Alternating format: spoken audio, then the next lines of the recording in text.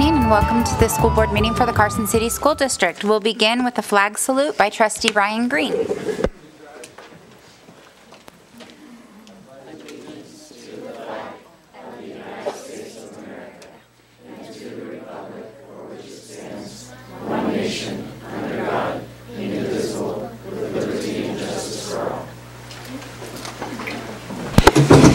Thank you. We'll move on to agenda item 2, adoption of the agenda as submitted for possible action. So moved. All right. I'd like to make a motion, if you don't mind, Ron. Go. I want to make a motion to move up agenda item number 14, the amended budget, to in front of number 8, our textbook adoption, because of what we talked about last meeting, having an understanding of what adopting those textbooks could do to potentially the budget. Makes more sense to have that discussion prior to the adoption. I'll second that. Okay, so we have a motion by Trustee Green and a second by Trustee Walker. Do we have any further discussion? Any comments? Just a question, AJ, are you comfortable with moving that? And yeah, Mrs. Sear and Mr. Medeiros. Okay. Okay.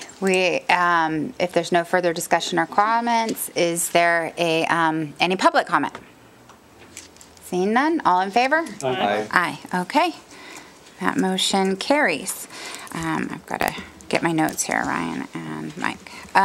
Okay, we'll move on to agenda item 3 now, the superintendent's report for information only. Mr. Stokes. Thank you, President Crossman, members of the board. We have some special guests with us this night, and I'm really happy that we have a room full of folks here to enjoy some Christmas caroling by our choir up at Mark Twain Elementary. So, Mrs. Bourne, welcome.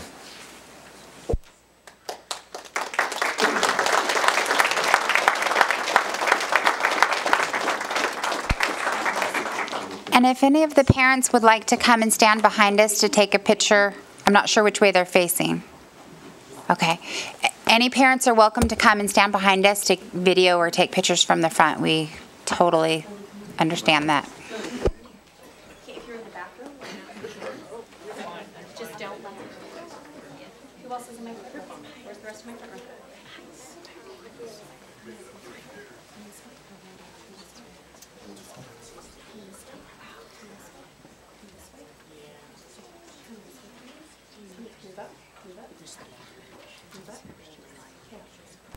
My back row, come this way.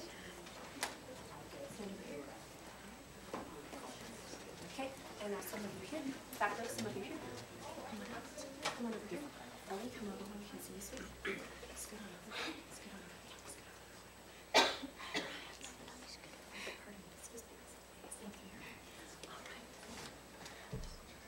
Good evening.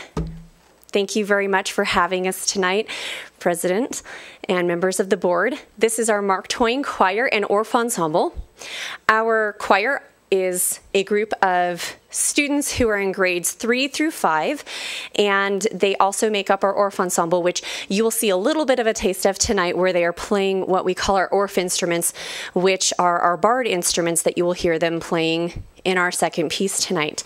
These students, they see me for music once a week for about 45 minutes, but this particular group of students joins me before school twice a week for 25 minutes each day.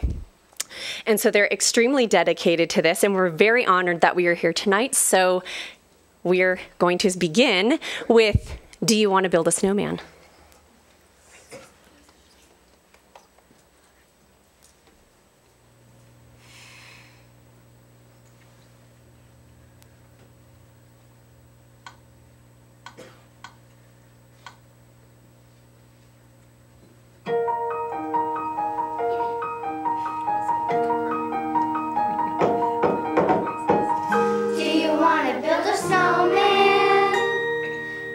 Let's go and play.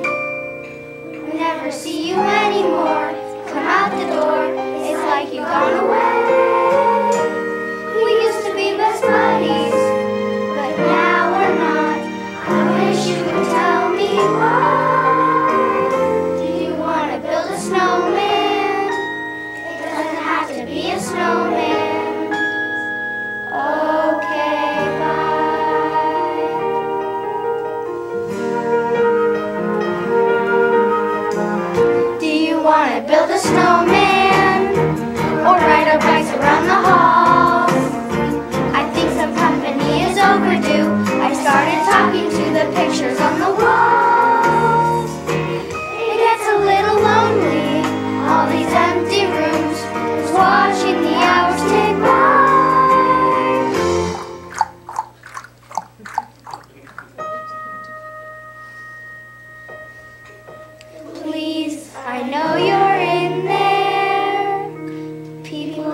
asking where you've been.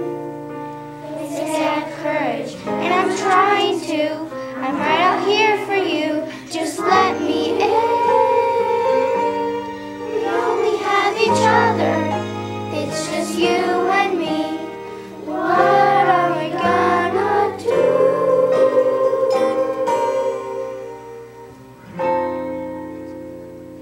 Do you wanna build a snowman?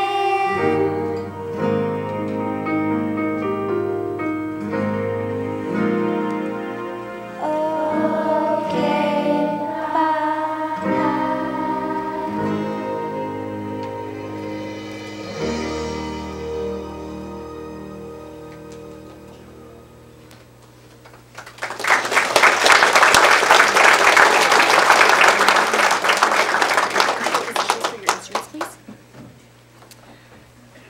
And our final piece for you this evening is called Spinning in the Light. And this is going to highlight the amazing work these young students are doing on these barred instruments. This is something that I started to bring into Mark Twain's music program a couple of years ago. And so all of our students now in kindergarten all the way through 5th grade are learning to play barred instruments and ukuleles. And so they are becoming quite skilled musicians, as you will see.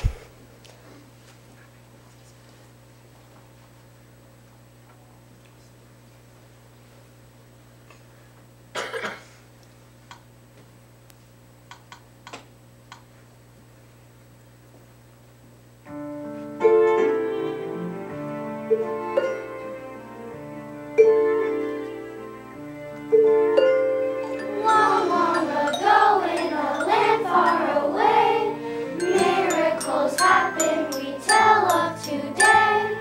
One candle glimmers for 8 wondrous nights. We celebrate and remember the lights. And we'll dance all through the night, spinning around, surrounded by light.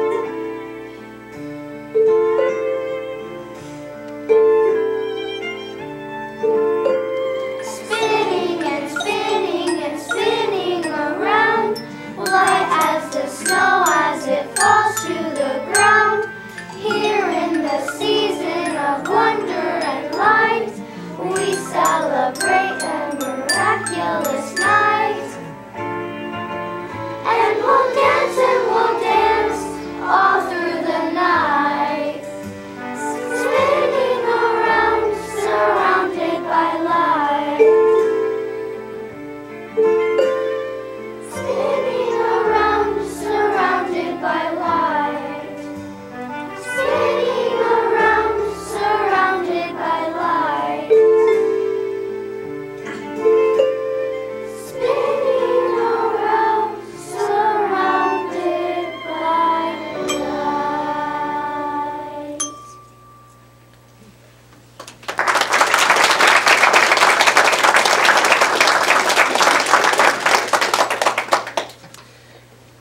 Thank you very much for having us this evening. We have our full concert tomorrow night, and that combines our beginning band, which has come a tremendous long way in just a few months. They started, of course, when school started in August, and they're ready to play a full concert along with these amazing young kids who have a bunch more music to share as well. So thank you very much for having us. Thank you. Thank you very much for coming. Good job.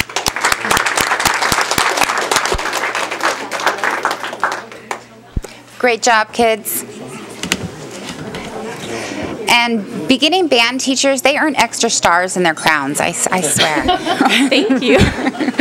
They're pretty awesome kids.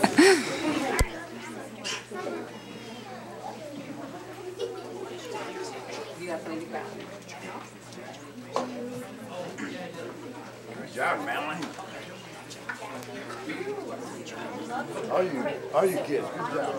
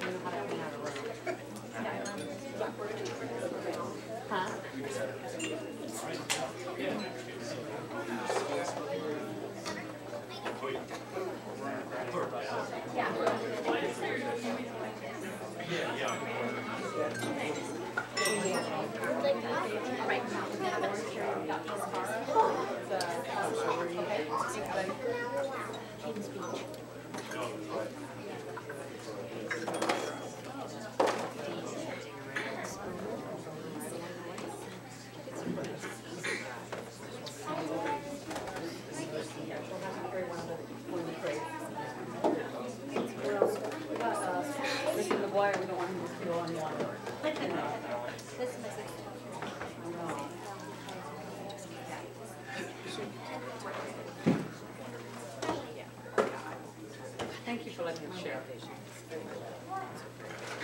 Thank you so much for letting us present tonight. We appreciate it. Thank you guys. Have a great night.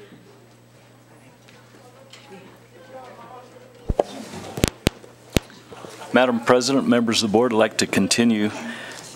As you recall, the Nevada Association of School Boards held their fall conference on November 17th and 18th. And as part of that event, there's an award ceremony, and we had an opportunity to see one of our own be recognized. I'd like to invite Mr. Don Bland to come forward. He was recognized as Innovative Educator of the Year, and if I could just share a little information about some of the detail that made it possible for Mr. Bland to be recognized.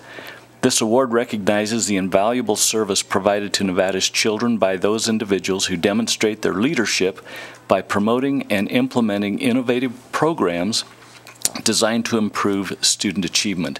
Of course, we have Mr. Don Bland here, who teaches health science and career education at Pioneer High School. Mr. Bland, welcome. Thank you, Mr. Stokes. Ladies and gentlemen of the board, esteemed administrators, that's a tough act to follow, so I'll make it brief. I'm honored to be acknowledged in this way. I feel I'd be remiss if I didn't talk about how much it means to have the support that I do have. These types of programs don't succeed without many people doing an excellent job in their area, and I truly appreciate that.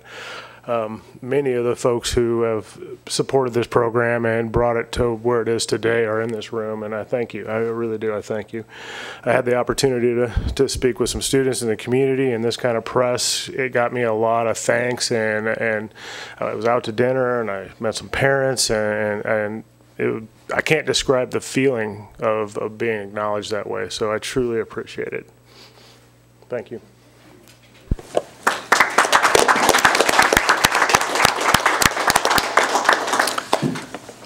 Just to share a little bit more about Mr. Bland and his programs, he is in his second career serving as a teacher at Pioneer High School. Previously, he worked as a consultant that specialized in master planning for school districts in California. Mr. Bland began his Nevada teaching career in Lyon County, and we were fortunate to hire him away from there 4 years ago.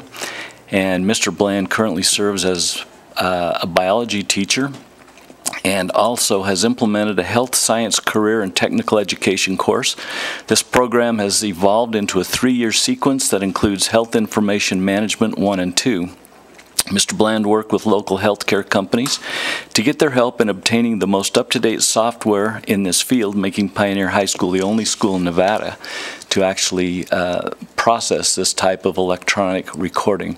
Mr. Bland has worked with Physicians Management to begin an internship program for interested students, and as a result of the experiences that Mr. Bland has provided students in this healthcare program, his graduates are able to enter the world of work right after graduation, earning a wage in excess of $18 an hour.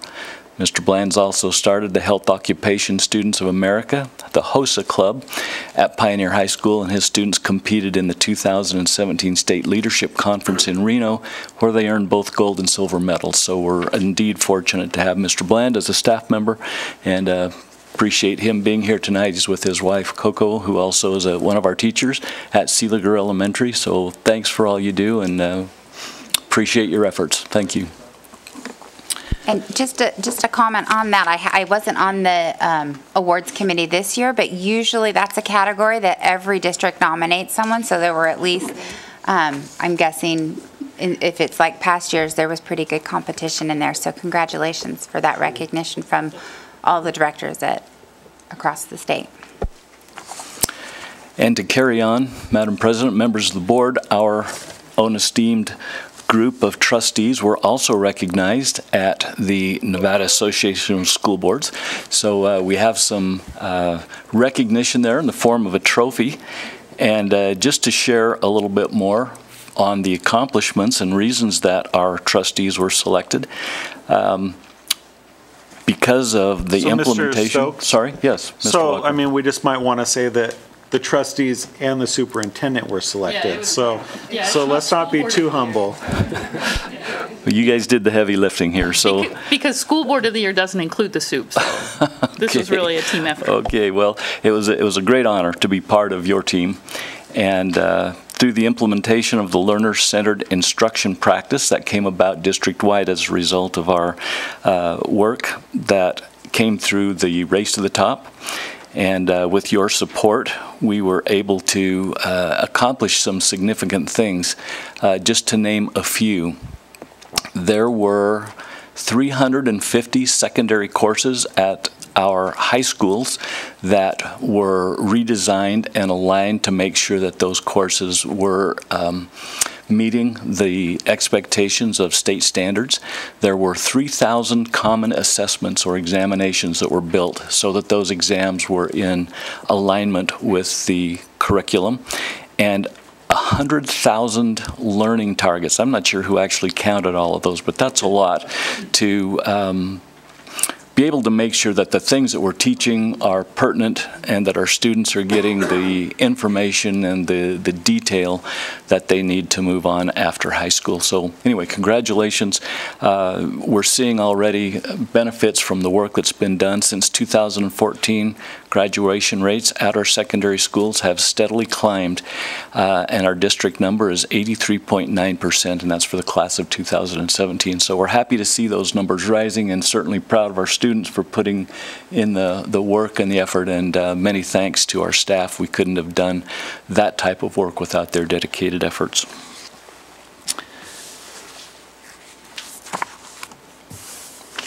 I have one last little piece of information that I wanted to share with the trustees.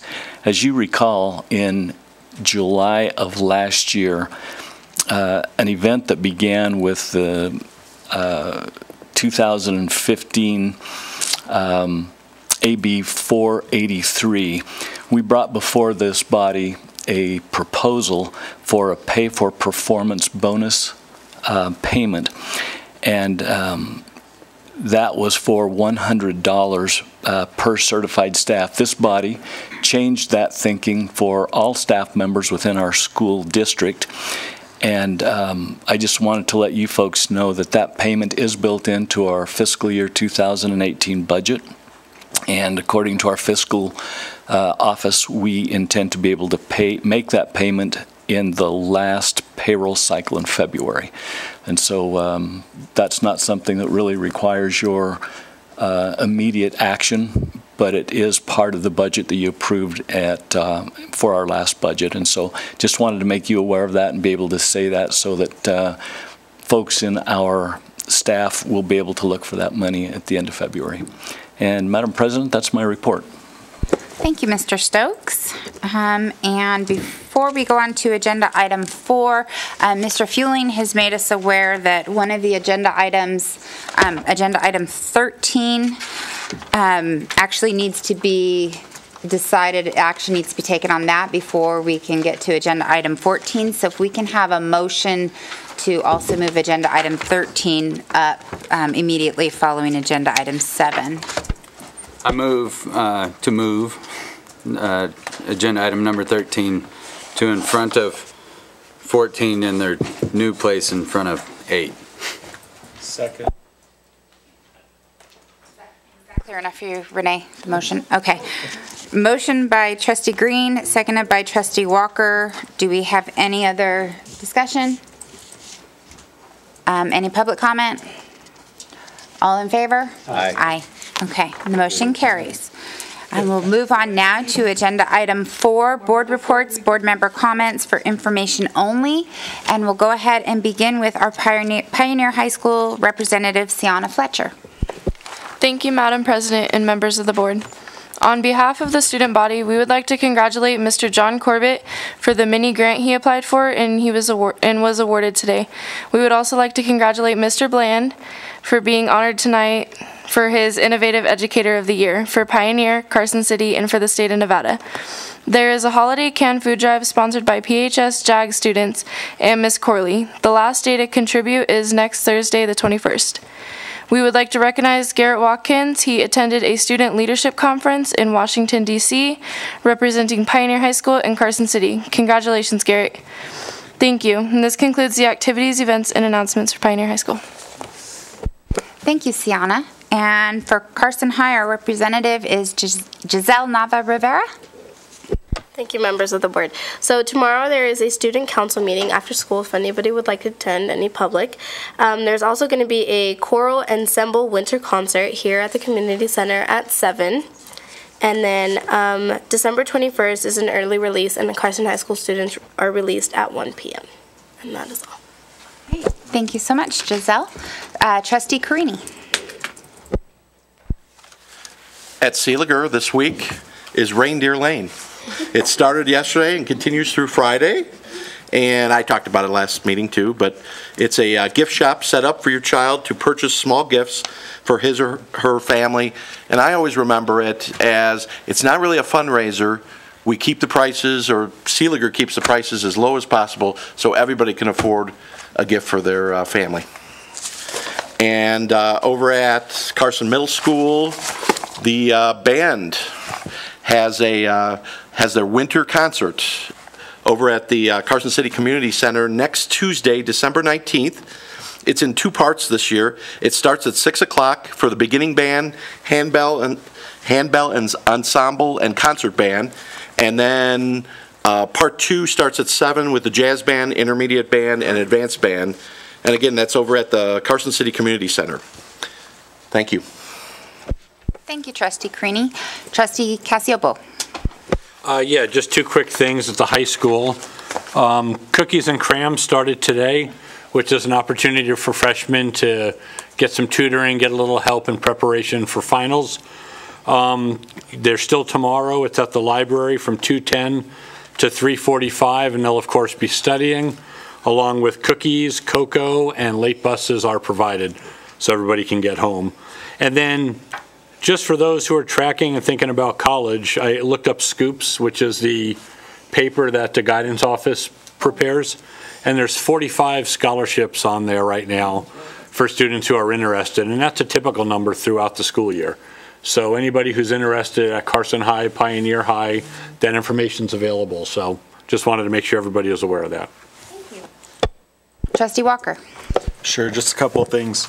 Last weekend I had the honor of serving on the scholarship committee for the Jordan Woodward Memorial Scholarship, and I was very impressed, as was the committee, with all of our seniors who had applied. So it made me feel kind of proud of what we're doing with these kids.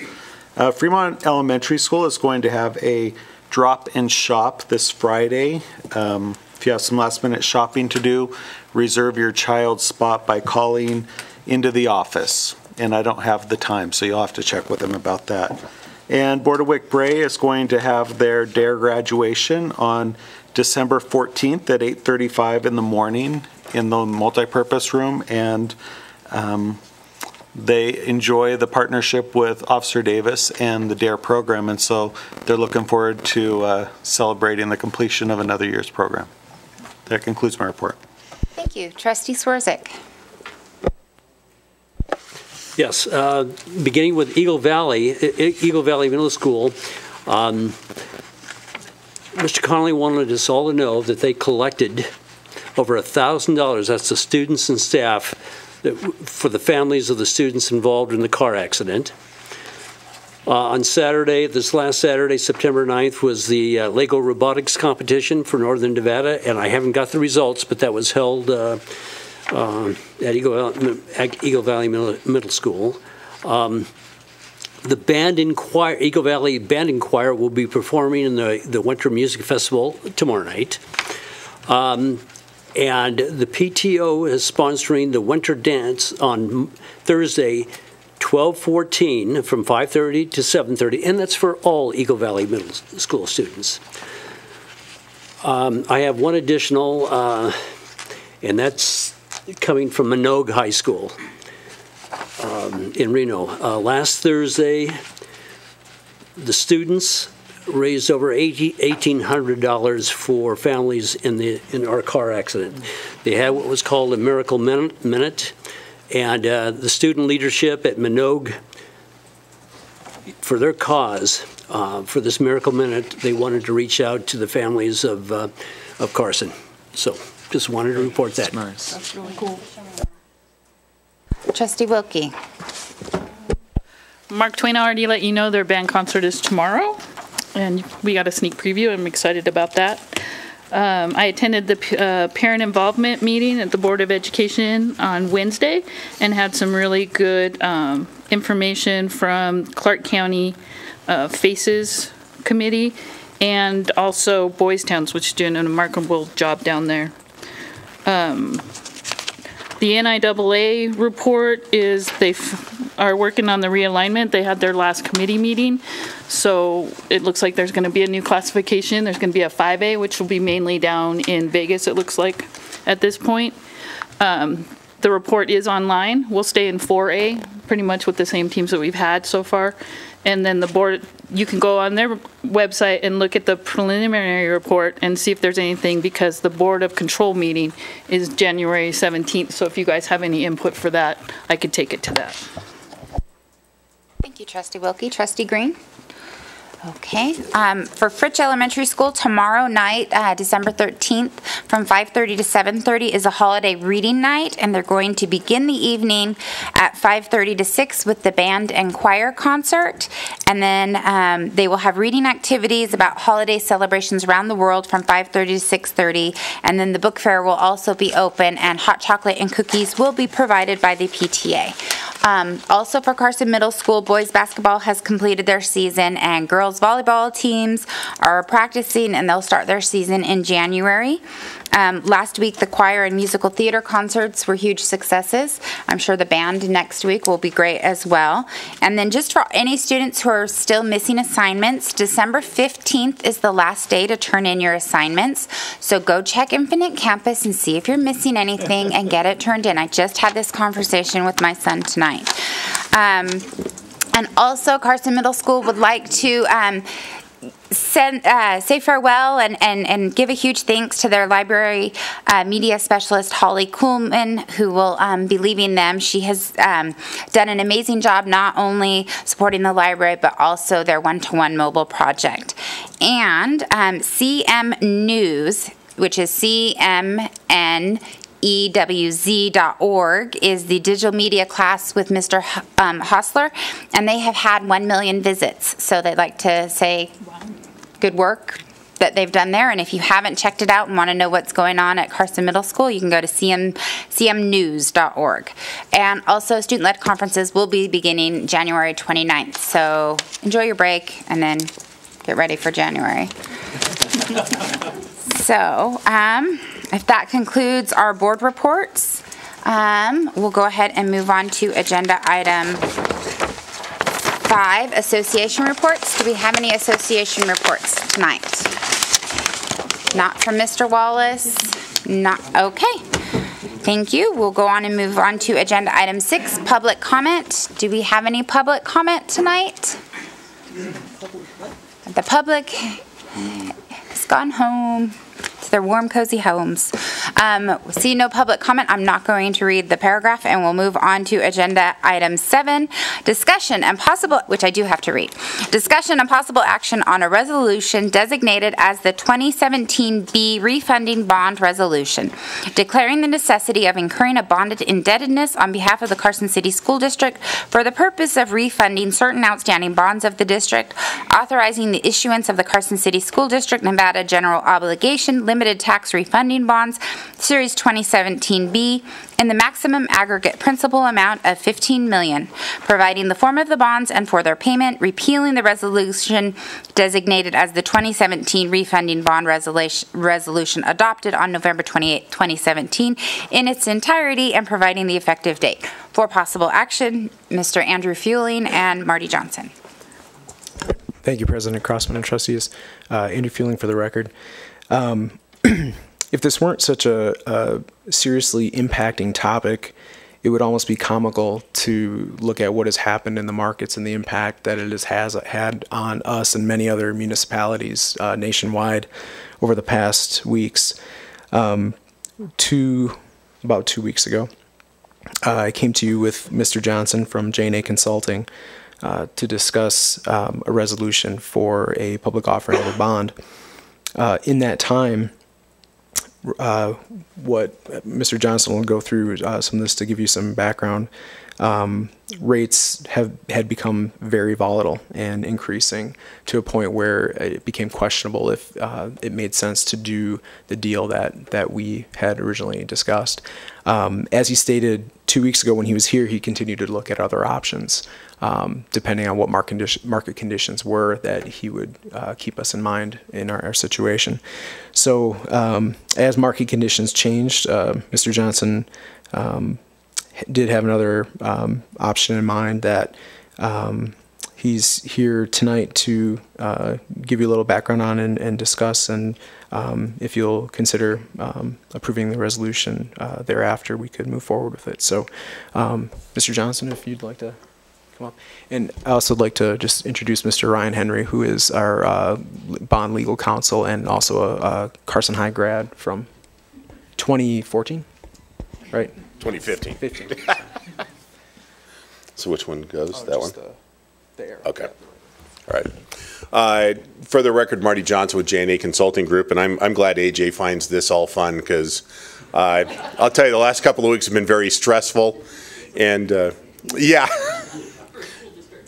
Yeah, and actually he told me, he said I could take all the time I wanted and tell stories and jokes and stuff, but I won't do that tonight. But as he mentioned, it has been very volatile over the last couple of weeks. In fact, I mean, we'll just jump right into this. Okay, AJ.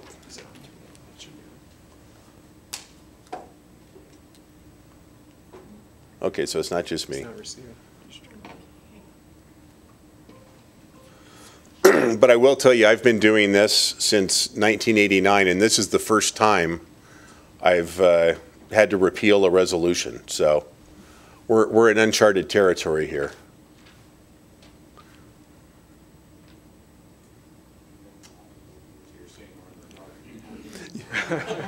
Well, yes, you folks will be in the dark.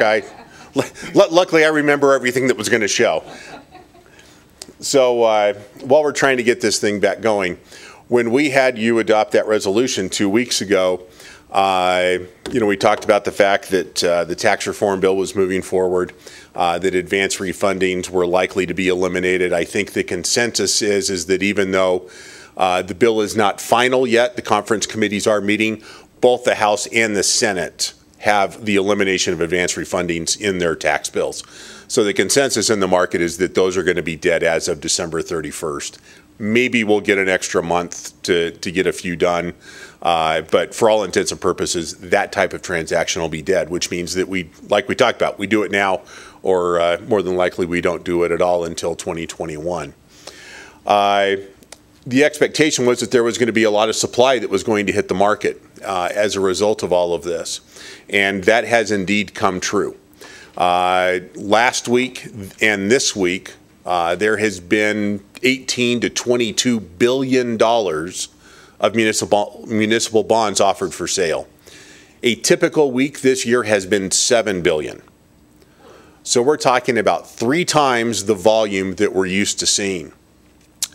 And so, as I was looking at interest rates sitting in the audience 2 weeks ago, interest rates were starting to go up the next day, Wednesday, after the board meeting.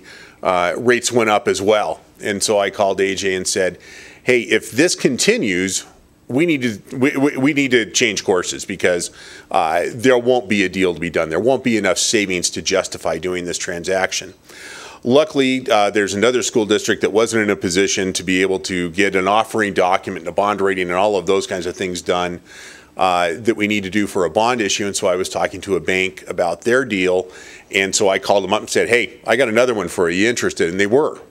And so Zions Bank agreed to do this transaction.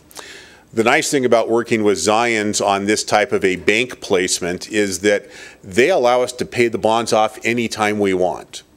So if rates go down in January because there is a lack of supply, because believe me, we're not going to be selling $20 billion a week come January. If rates start to go back down, we can go in and refinance this thing again and pick up additional savings. And so with that, you really as a district aren't giving up any flexibility. By doing this deal with Zions, we're able to save money. It's about $590,000 present value. When we were here 2 weeks ago, the savings at that point in time were about $625,000, $650,000. So very close to what we expected that we would end up with. The one advantage of going with Zions, sorry, can I just grab that? Okay. About doing this with them is that they are willing to set the interest rate. And so they set the rate last week.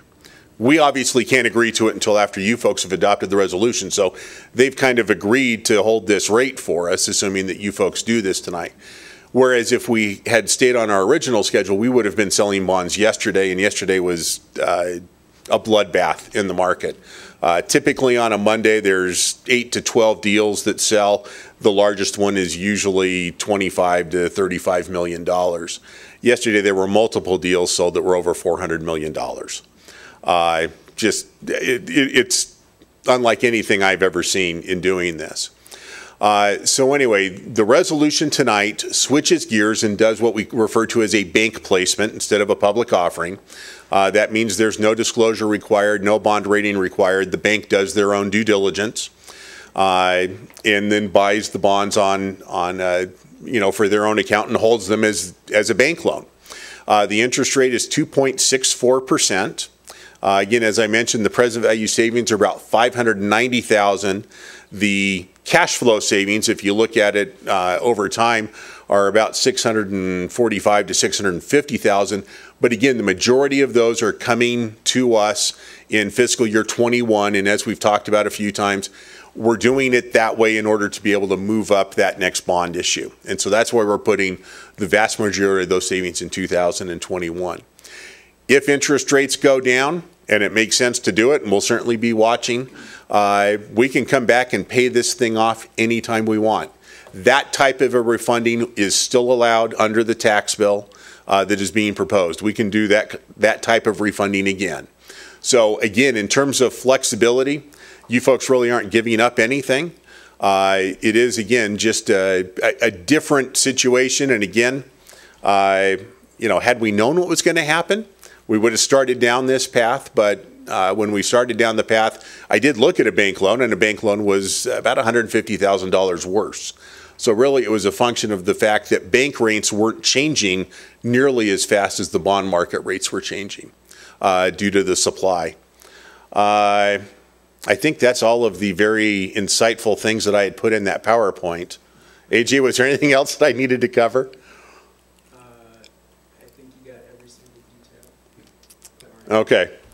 So, the one thing I guess was, full disclosure, the day after we switched gears to go the other way, interest rates started going down and started dropping. And so for the first half of last week, they went down and actually were lower than they were the day that we switched. Since that time, they've turned right back around, and we're now back where we started. So, yeah, if we could have sold last Wednesday or Thursday, would have been a slam dunk.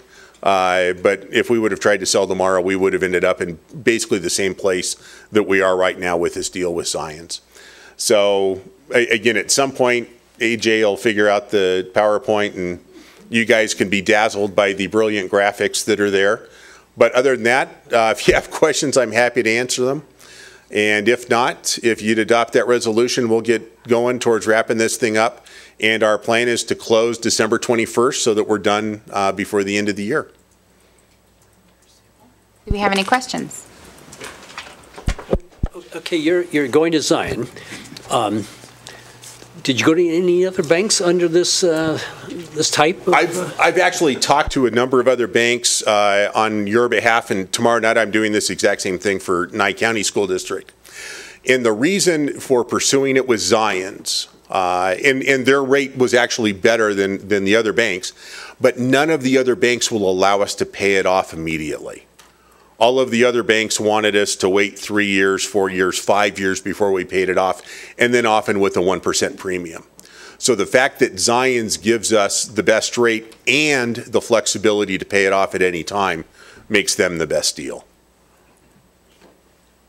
But yeah, I think over the course of your transaction and Nye, I think I talked to 5 or 6 different banks and got information from them. Never a hard bid, but got enough information from them to be able to decide what makes the most sense.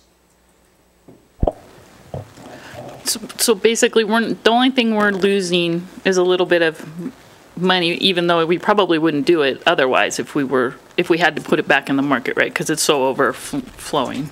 So for example, if we would have stayed on the course that we were on and sold yesterday, our present value savings would have been somewhere around $625,000. We got $590,000. So theoretically, we gave up $35,000 of savings, by switching gears. But we have the ability, so if rates stayed the same today as they are, if rates are in January where they are today, we can come back and we'd actually pick up more than that $35,000 just because of the quirk of the way some of the math works.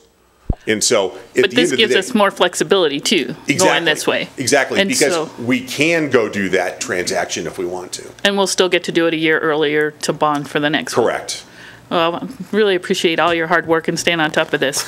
I know it's got to be tough, but we do appreciate it. It's been fun. It's been fun.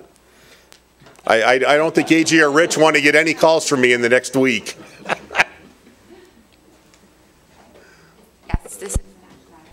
All right. I move that the Carson City School District Board of Trustees approve the 2017B refunding bond resolution as submitted, authorizing the superintendent to arrange for the sale of general obligation limited tax refunding bonds, Series 2017B, in an amount not exceeding $15 million, and repealing in its entirety the resolution designated as the 2017 refunding bond resolution that was adopted by the Board of Trustees on November 28, 2017. Second. Motion by Trustee Casiopo, seconded by Trustee Wilkie. Do we have any further discussion or comments? Any public comment? All in favor? Aye. Aye. The motion carries. Thank you. Thank you. Hopefully I won't be back in 2 weeks. Okay, we will now move on to agenda item 13. Discussion and possible action to establish a special revenue fund 205 New Nevada Education Plan Fund in accordance with the requirements of Senate Bill 178, SB 178 for possible action. Andrew Fueling. I thought we did it.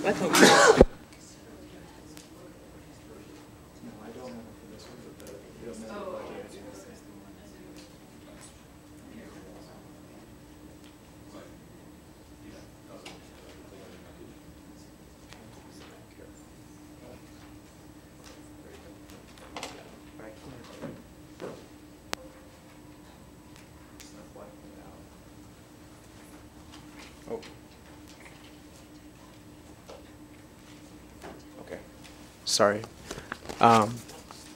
It doesn't matter. It's fine. It'll be okay. We can just get it started when it starts. Sorry about that, trustees. Andrew Fueling for the record again. With the passage of SB, sorry, drawing a blank, SB 178, in this last legislative session, the legislature fulfilled, partially at least, a goal to start funding districts based upon their English learner and free and reduced students who qualify for free and reduced lunch, at least partially on a per pupil basis. Specifically in creating this, or at least within ND's interpretation of how to monitor this, ND has required that a special revenue fund be set up, Fund 205, in order to house this money and expense this money. The qualifications for receiving this money is a school that's 1 or 2 stars, and then based on the number of EL or FRL students in that school, there is a small per pupil amount they receive. So Pioneer High School is the only school that's receiving any of these funds right now, about $48,000. And it's being treated very much like a grant. There's specific requirements as far as how you're spending the money and tracking it over time. So that's really it. This is your approval of this would just authorize the creation of this fund so that we may utilize it as intended. Do we have any questions, or? Go ahead. I move that the Carson City School District Board of Trustees establish a special revenue fund 205, New Nevada Education Plan Fund, in accordance with the requirements of Senate Bill 178. A motion by Trustee Walker, seconded by Trustee Green. Do we have any further discussion or comments? Any public comment? All in favor? Aye. Aye. And the motion carries. We'll now move on to agenda item 14, discussion and possible action on a resolution to augment and improve and approve an augmented and amended budget for fiscal year 2017-2018 to include revisions for certified enrollment, audited fund balance, carry forward amounts, and recommended augmentations to specific funds. For possible action, Mr. Fueling. Thank you, President Crossman. So this is the presentation of the amended budget, which by statute has to happen before December 31st. Historically, this was kind of the true up of once you got back and you had count day, because you're approving your original budget back in May. You don't know how many students you have in the new year. Once you get to September and have count day, that day was frozen in time and all of your funding was based off that one number on that one day. So this was the opportunity then, once you had all that information and you saw how certain things changed in the fall, you could make all of your, you could amend your revenues and augment some of the expenses. So it's a little different now because of average daily enrollment, but it still effectively works the same way. It's just a slightly less definite amount of revenue that you're expecting. So the big pieces in showing this to you tonight is the impact of that average daily enrollment, which was significant to us this year. Impact of changes in education savings accounts and charter schools, and then discussing some new costs. The way I laid this out, and my hope is that the executive summary in trying to take time to really lay out what was happening within the budget gives you a good background into getting to this presentation. The way I laid it out is everything that was approved or considered part of the assumptions for the original final budget that the board approved back in May is on the left, and then changes to where we are today with what the document that's been presented to you is on the right. So hopefully this will, I don't know, make it a little easier to kind of see what the changes were and understand the impact of those things. So first, as discussed at the last board meeting, your average daily enrollment has increased quite a bit. Both of those numbers are up significantly from last year, but as I stated in the executive summary, a large part of that, while we did see enrollment growth, a large part of that is now kindergartners being weighted at a 1.0 FTE for funding purposes. So that makes a large difference. Last year around this time, we had an AD of about 7,300, so it's a pretty significant impact. The per pupil amount, so when the board approved the final budget back in May, we had about $7,100 per pupil. This number has been adjusted to $7,103.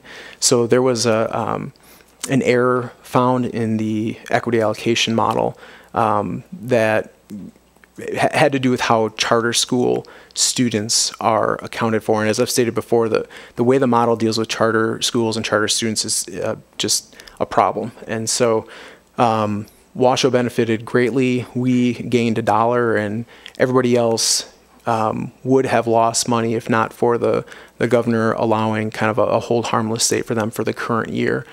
Some districts are impacted very significantly, and the expectation is that they will have to make some significant changes next year to their budgets.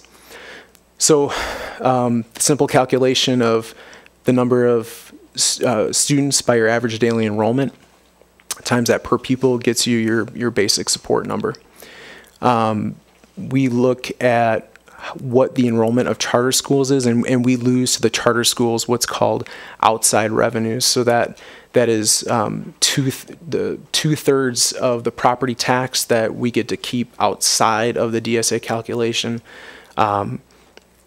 franchise fees that are received, and government services tax. Those are all considered outside revenues because they are not a part of the basic support calculation.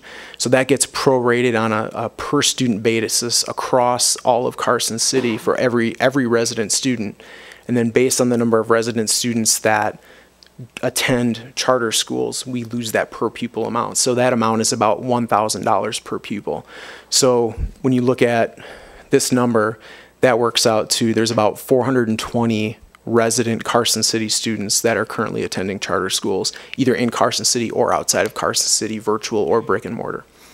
And that number is up a bit from the original estimate, and the reason for that, although last year charter school enrollment of Carson City students decreased rather dramatically, there is a hold harmless provision in place. And so we didn't recognize that so much. And this year, although they are down a little bit, it's kind of uncertain where that hold harmless provision, how it will or when it will kick in for them. They actually do the hold harmless calculation on a quarterly basis now, which makes it incredibly hard to follow. But so that's my best estimate at this point is that $420,000 that we would lose. The original budget, which is before the legislative session ended, we had budgeted $100,000 for loss to education savings accounts. After the legislative session is over, we're not concerned about losing that. It essentially went away. So in total then, you had originally budgeted $62.4 million in general fund revenues. Now we're at almost $63.2 in general fund revenues. So it's an increase of $719,176 on the general fund side. Are there any questions so far? Yeah. Just the logistics of the charter school loss. So is that, I'm wondering what the process is like. So are those funds recouped by the state and then they distribute it like to whatever school that kid is enrolled in, or where does that go? Exactly, yeah. So the way that we don't actually send a check to NDE. When we get our monthly DSA payment, they will reduce the payment by an amount trying to get to this number over an entire year.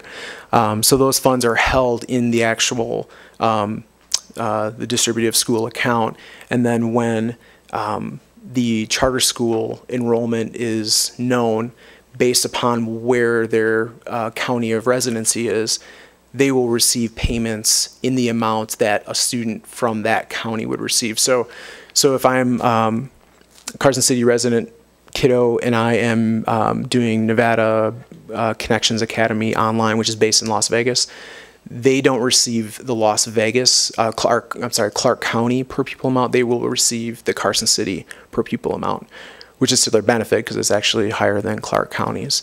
If you're from some of the really rural areas like Esmeralda, it's incredibly valuable to attract those kids because they get about $23,000 per pupil.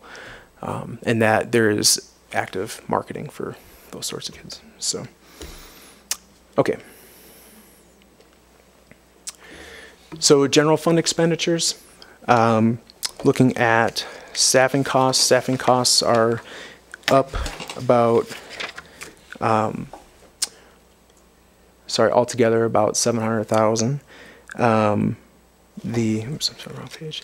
Non-staffing costs are, and the way I'm sorry, I should stop too. So the way I'm trying to present this, because there's obviously some costs that I'm going to be asking you to consider as we go through this, is to kind of show where, with the kind of original intent of what the original budget was, where that ends up now. So as far as right now, what I'm showing you is just the non-staffing costs do not change. So just trying to make it a little more apples to apples at this point.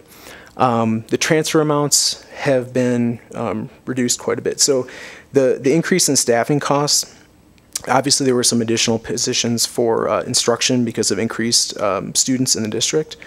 I mentioned that as far as our grounds crew, we are taking care of all the services in-house now instead of contracting out some of the lawn maintenance across the district. And then also included are the pay for performance payment that Mr. Stokes had discussed earlier. Last year, we made the payment for the pay for performance out of a separate fund altogether, and it's required that the general fund, that the original source of those funds is the general fund. So we transferred $100,000 from the general fund to this alternative compensation fund. This year, we're not going to make that transfer. It's really not necessary, and it actually, there's some other reasons that it actually benefits us to keep that in the general fund. So it can be shown and accounted for independently, but still be housed within the general fund when we do report that to NDE in our financial report at the end of the year. As far as transfers, we received additional about a little over $200,000 in additional class size reduction revenues, even though they apportioned us less positions to fund with that money, which was kind of a strange event. And actually, so this entire budget was done and handed off to Renee, who makes all the magic happen with copies and such. At about 3 o'clock, I think, or 2 o'clock on Friday at 4 p.m., I had an email from one of my contacts up at NDE letting us know that our class size reduction revenues were actually going to be reduced by about $125,000 this year. So it was terrible timing, to say the least. But it's trying to nail some of these things down is like trying to get Jell-O stuck to the wall with a nail sometimes. So in the future, I'll with the late amendment to the budget, I'll have to make adjustments and just track that throughout the year to make sure that we'll be in full compliance with that.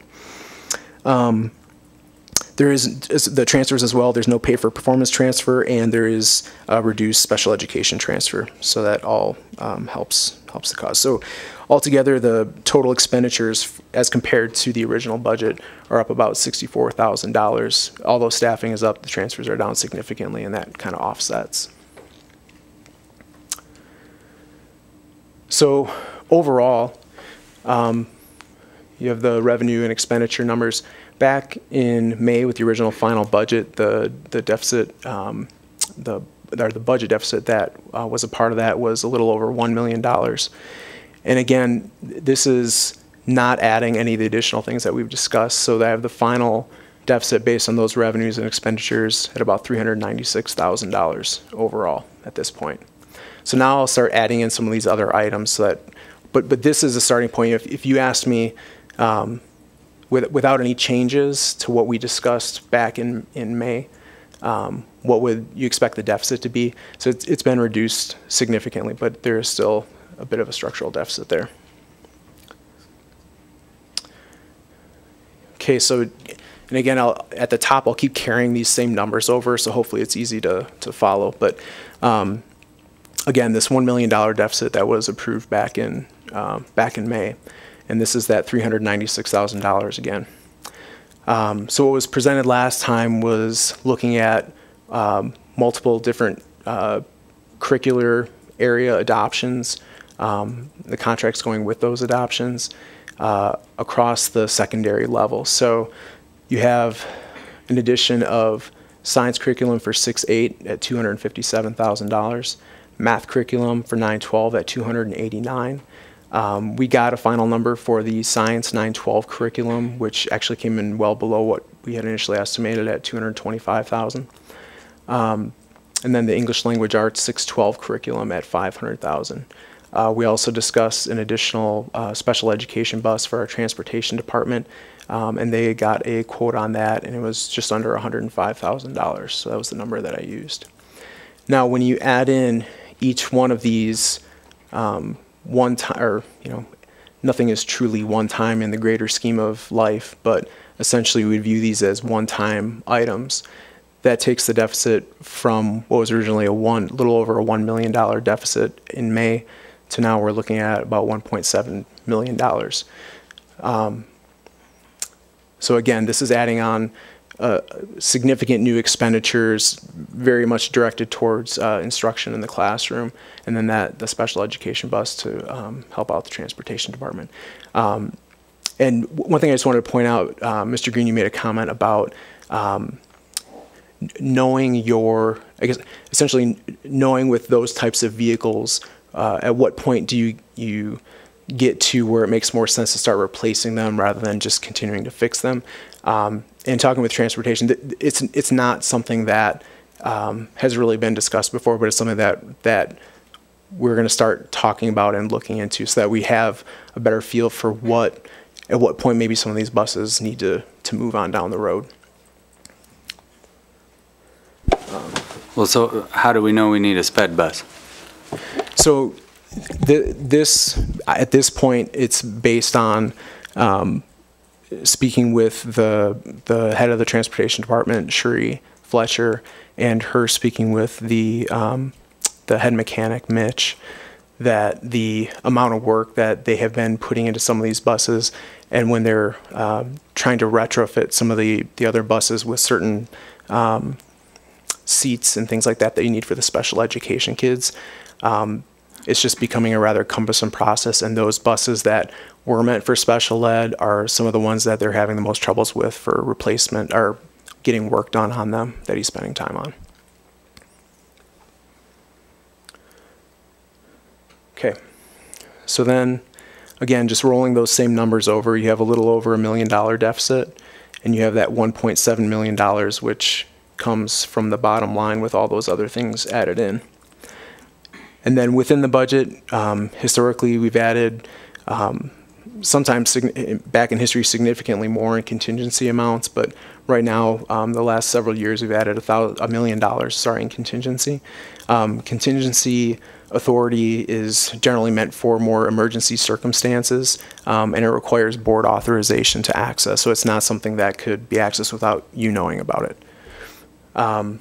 The last piece then, adding this in, the carry forward amounts. So again, about a decade ago, this was set up as, or maybe more, set up as an incentive so that sites and departments don't necessarily spend money in that use it or lose it type fashion that is thought of within government finance oftentimes.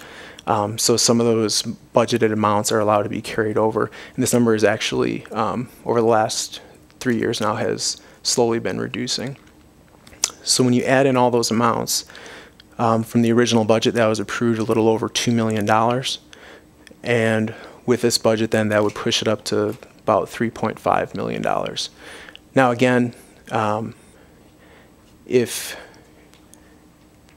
you would ask me what, if you're adding in all of these extra items, what is the expected deficit, this is the number, this 1.7, that I'd say this is where I would expect to end up. Really would not have an expectation of the contingency being used, and generally a little bit of the carry forward may be used, but in any given year it may actually increase. It just depends on if in this given year, if departments or sites are fully using their budget up or not, and if they are underneath the maximum amounts that they're allowed to be under. So in looking at this number, obviously it's a large number, looking back historically at budgets, and I hadn't really looked at it in this sense before, but this is not a number that over the past 10 years, and even going back to the good times in 05, 06, 07, this was actually surprisingly a range that they were in, usually anywhere between $2 and up to $5.5 million in a couple of years. So while it's obviously a large number, it's not, I guess, out of the kind of historical context. And again, it's usually because of adding in contingency amounts and adding in carry forward amounts. They're generally large numbers, and so that's what oftentimes would push those larger, and I put DOT, Department of Taxation deficit. So the document that we actually create has to go to and meet the kind of requirements of the Department of Taxation. So based on the way they want to lay it out, that's the final number that we see. The last piece, just mentioning some of the other funds. So Fund 205, the new Nevada Plan Fund, is the one that you just created for us. And again, I already spoke a little bit about that. Class size reduction has additional revenue in, but some positions were lost and those costs had to be moved to the general fund. Excuse me. The Teacher School Supply Reimbursement Fund was created, but now NDE specifically wants that in the state grants fund, so that fund essentially will kind of sit idle at this point unless we decide to dissolve it. Adult ed and prison ed, there were some significant changes there. NDE has really clamped down on how this is managed fiscally or how it looks, so it's being treated much more like a grant as well. And we cannot show a transfer between those two funds. Historically, we had approval to do so because adult education always seemed to have some extra money. Prison ed, the cuts in prison ed have happened over the last 20 years, have been absolutely dramatic. And so adult ed has been able to supplement some of the programs over there that Mr. Santillo and Mr. Mariani before him have tried to offer folks at the different correctional facilities. The alternate compensation fund, again, the pay for performance payment is now going to come out of the general fund. So in your packet, that fund now has all zeros. There's nothing attached to it. And within the capital projects and bond fund, we have, because a lot of the dollar amounts are approved were approved in the last fiscal year 17, projects, because of the nature of a school district, often start right after the kids leave. You're into the summer. Well, June 30th is that cutoff, so anything before June 30th falls in the previous fiscal year, but they're still working after that. So any money that isn't spent, if a project is $1 million, we give authority for $1 million last fiscal year. If $700,000 is spent by June 30th and there's another $300,000 after that, that just carries over into the fund balance. So within this document as well, all the fund balances have been updated from the audited numbers, and that reflects in the capital projects and bond fund as well. So AJ, yeah. Are teachers using the reimbursements? Are numbers up or down, or yeah, are they taking advantage of it? Yeah, I think in the first year, the total amount, we were given $45,000, and I think about half of it was spent. Last year, it was up again. But now that it's being handled out of the grants department, I'm not sure. I'm trying to think of the final number. I wanted to say the final number last year was like 26,000. So I think there's a little bit of a learning curve to using it, and unfortunately, the real cost that teachers are pulling out of their pockets, they also are having their own lives, and it's another process to go through and another step. And so I'm not sure that all of them are taking advantage like we would like. But I think I would guess over time, as it becomes kind of a standard practice, I would guess that more and more would be spent or there. So that's that's all I have for the presentation, if you have any questions for me. Before we get into this in depth, but let's go back to the carry forward. Is there now a maximum set on each school or school There site? is, yeah. So it works out to about 20, depending, like 20 to 30% of what their total annual budget is. So by way of comparison, Washoe County School District allows a carryover of about 8%. So if you have a budget of $100,000 in a given year, if you underspend that, you're allowed to carry over $8,000 of budget authority into the new year.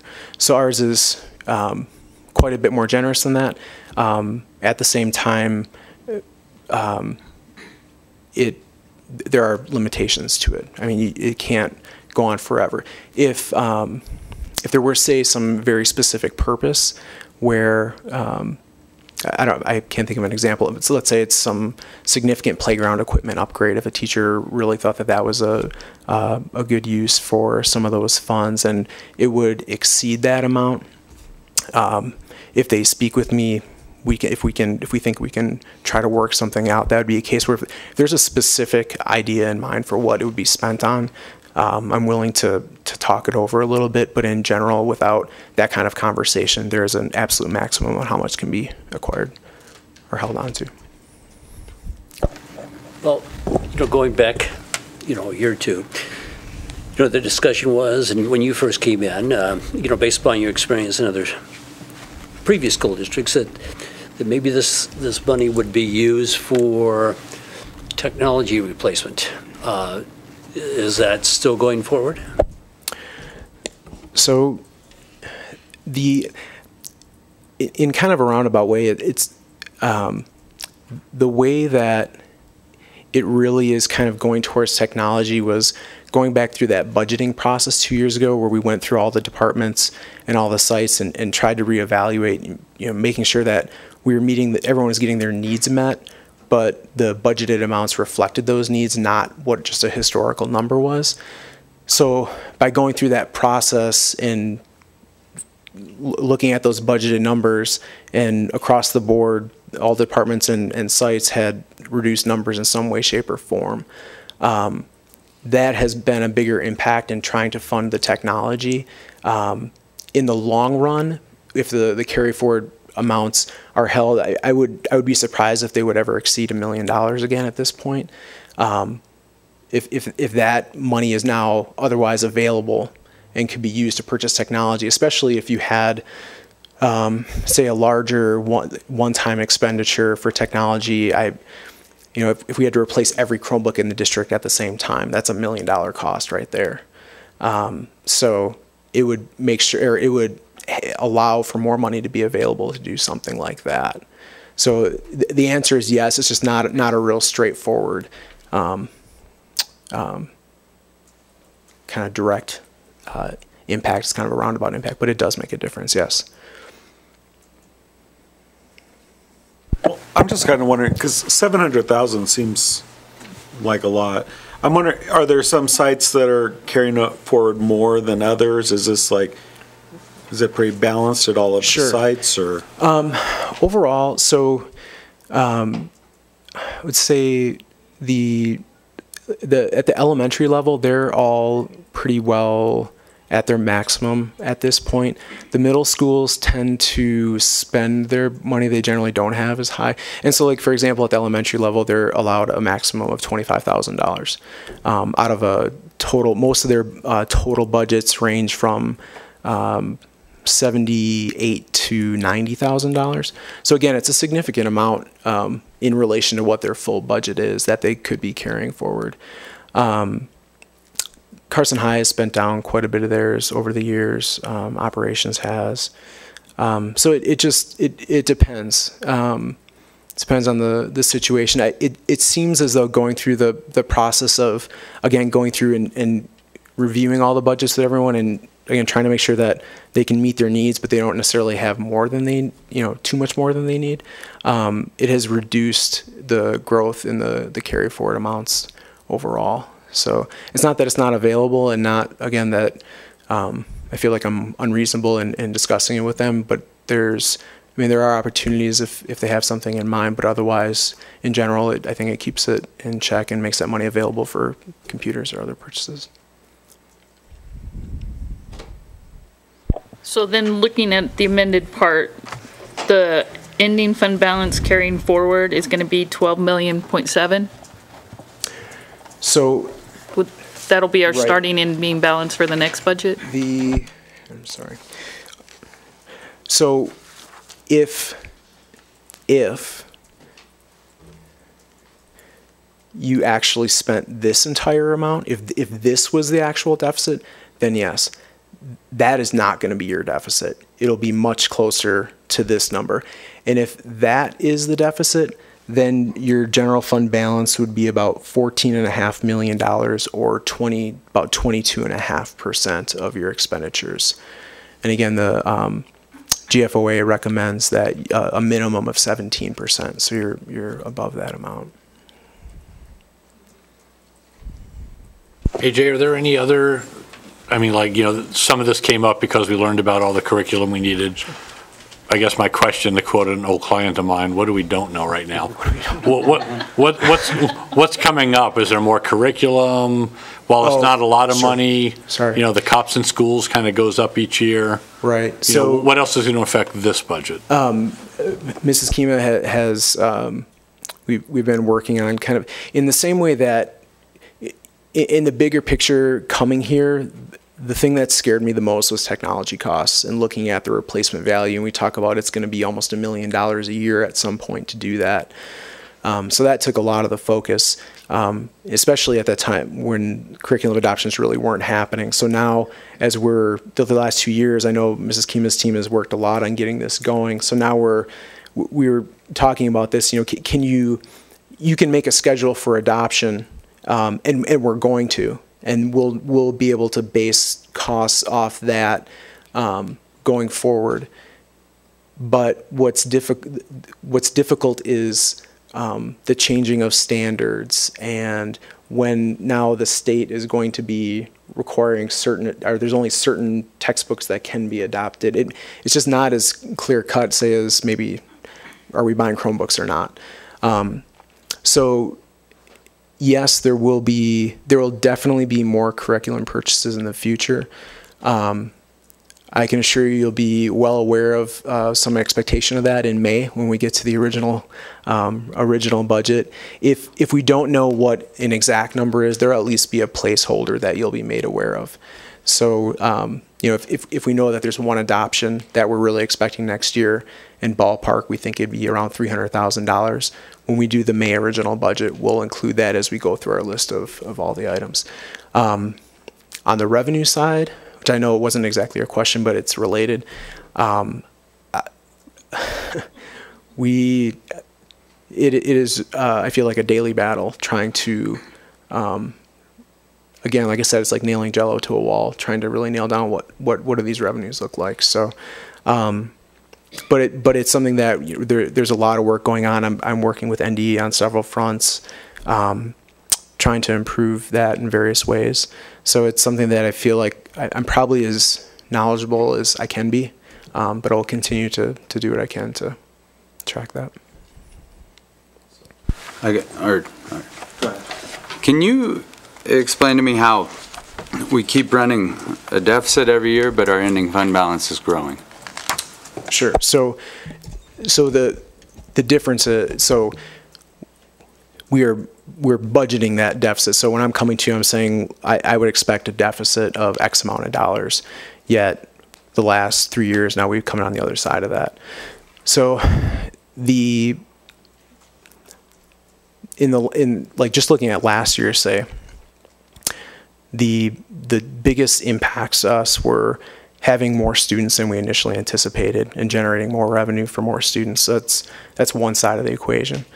The other side of the equation then is, again, if I'm budgeting, you know, say if one person costs $100,000, and I know they cost $100,000 from the entire contract for a year, I can't budget $100,000 because I know that if that's like kind of a small representation of the whole district, that through vacancies, through turnover, we will not spend that $100,000. It'll be some lesser percentage of that.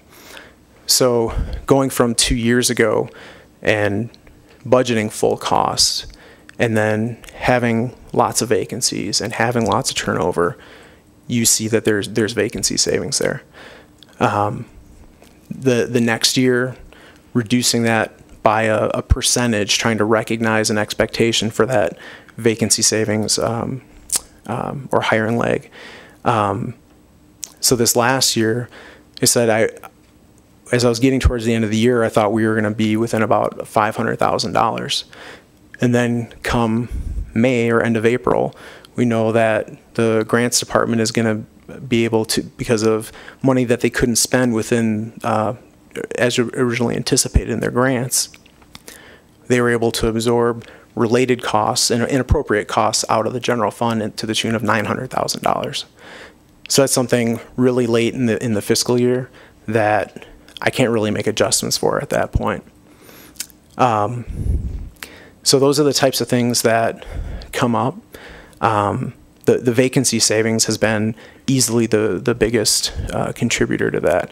So I would say as time goes on, and it's reflected in this budget, is another adjustment downward, trying to dial in what kind of the reality of a school year looks like and the impact of turnover in staff or unfilled positions over time. But again, when at the end of April last year, and I thought I was going to be off by about $500,000, that in terms of having almost 1,000 benefited employees, to me, that's being off by like 5 employees. So that's a pretty good shot at where it was supposed to be. But again, this time I've turned it down even a little bit more, assuming that some unanticipated things are going to come up. Maybe not to as large an extent as what happened with grants, but that something will happen where some savings will be generated. I guess we're erring on the good side. We're gaining money, I guess, by the end of the year. But a couple of years ago, we sit with our employee groups, and we're still crying foul on all this stuff, but we're increasing our fund balances. Ultimately, we're all elected. It looks like we don't know what we're doing. If every year we're having to discuss deficits, but the reality is we're growing our ending fund balance. We're missing the target pretty bad. I mean, by a couple $1 million last year, I think it was.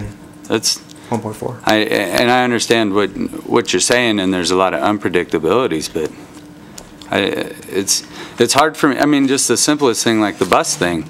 I've been hearing it since I was on this board that they need buses. They probably do. My gut tells me that, but I want some real. How do you know you need a bus? I think not just off the hearsay of one person. So when I look in the totality of all of it, I know we need curriculums because I go out to the schools. I listen to teachers. I see it. It doesn't sit well with me personally that we're growing, and then now it's looking to me like we've sort of been growing it on the backs of our people the last couple of years. One thing I would just offer, Mr. Green, if there's two sides to this, and I really do understand what you're saying. If what has to be on the conservative side of me when budgeting this is that to know that if we actually would fill every position for the entire year, we would come in over budget. And that's what keeps me up at night is that concern of, and it's not that I don't want every position filled, it's just knowing the reality that we aren't going to fill every position. And if by chance that happened and we actually went over budget, then we're in violation of NRS, and Department of Taxation comes in, and that's not not where I want to put you as an elected body as well. So I do understand the concern and frustration. But again, it's not for lack of continued kind of trying or.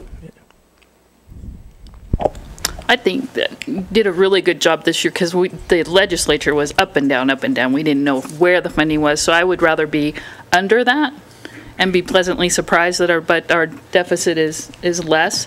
I think you had a lot of other things. We wanted those paraprofessionals in the kindergarten.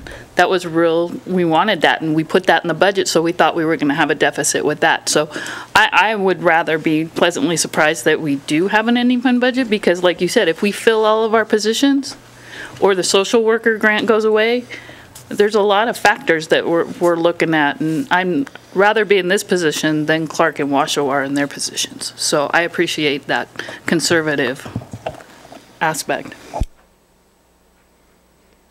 And AJ, it makes sense what you're doing. You budget assuming that all positions are filled, and that's fiscally responsible. If it's less than that, and we talked about that at the last budget deal in May, hopefully the actual always comes in less, which would increase. It's not doing anything except being fiscally prudent. That's it. And I think I think most of us understand that. I guess, and my concern is just a little bit different than Trustee Green's, and the fact that we do have those unfilled positions, and I think my expectation would be that, those are kids without teachers. And so, yeah, maybe it's saving money that we don't hire those people, but that's a travesty to our kids. And so when I'm looking at this, I'm thinking we should expect to hire all of those positions. I think, and the reality is it's tough for any school district to hire all those positions. But in my mind, I'm wondering, how are we going to move forward? Because as an educator, I'd like to think that we're going to eventually solve the pipeline problem and we're going to have the teachers available. So then what are we going to do when we have increased deficits? So, as a district, where are we going to start adjusting for this and be responsible with our funds so that we aren't one of those school districts in the paper being embarrassed? Sure. That's a really good question. Kind of, unfortunately, the clear-cut answer, where you can easily make impact is on the expense side of things. The revenue side is not so much under our control. That's not really optimal. That's generally not where you want to go. Obviously you maybe it'll help you focus some of your efforts, but I really strongly feel like there has got to be a real push at the legislative level to look at generating more revenues for schools. When you look at statewide over the last 10 years, the revenue, overall general fund revenue growth has barely been over 1%. And I'm pretty sure our expenses are not going up at 1%.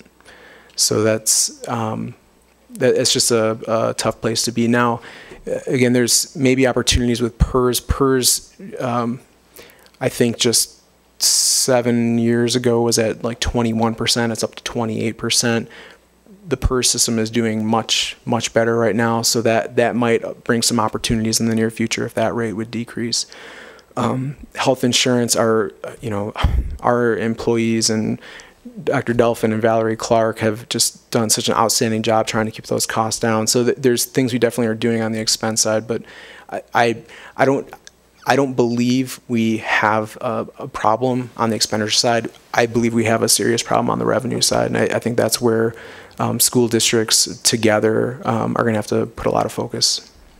And then I just have one more thought is, if all of the elementary schools are having, they're at capacity with their carry forward funds, and our secondary schools are expending all of their funds, do we need to look at how much we're allocating? Because if the elementary schools are getting more than they need and they're just kind of using it as a surplus to move forward, and we have secondary schools that aren't able to fully meet their needs, because I'm sure if they use their funds, there's still things that they could use. So, I mean, how often are we looking at how those funds are being allocated? So it was 2 years ago that we ran through this process. What I would offer, though, is that in the last year, so they were, before this process happened, they were already essentially at that maximum amount, and they just haven't, some of them have spent some of it, but most of them just haven't moved at this point, but they haven't really added to it. Actually, the elementaries, for the most part, spent their budgets pretty well overall in the last year. So that they just haven't spent down some of that carry forward amount yet. But, you know, in my mind, if you're looking at that, I mean, you know, if we got into a really serious situation where we needed to look at budget cuts, you'd probably at least want to consider going through that kind of process again. But as a general rule, if you're doing something like that every 5 years at least, just to kind of take a look at things and what are the expectations, needs change.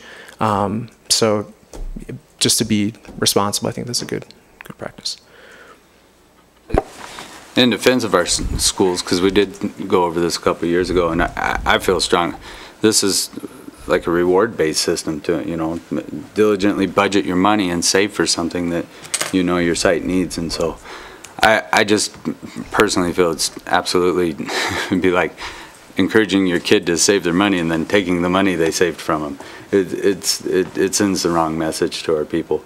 I don't have an issue with it. Just, you know, as a follow-up, you know, I would agree with Ryan, but is this a board policy, or is this just something that's been carried over? It's not. It's just a business practice started, I believe, in 2004. It actually started with Eric Anderson when he was the financial officer. Okay, but not there was not a board policy adopted to say. Correct. Okay. Yeah. No, but it was board driven in 2004, and that's why Eric Anderson started that movement. Bob Anderson, right? Bob. Yeah, Eric was the teacher.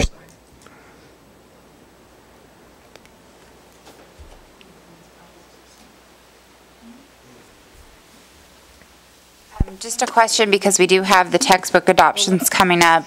Are the budgets, the fiscal impact of these included in this amount, this 1.7? 100%. Okay.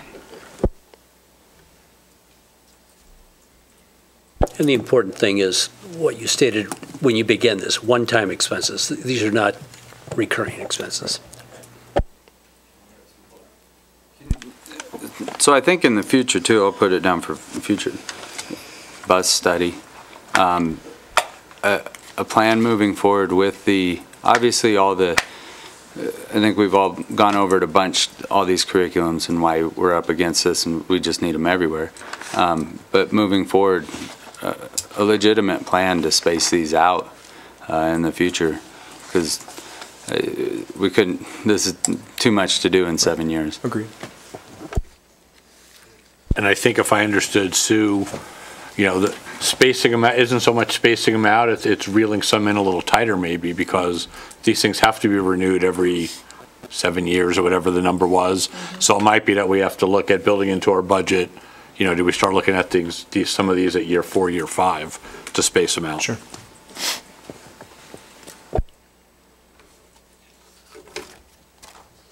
Do we have any further discussion? This is an action item.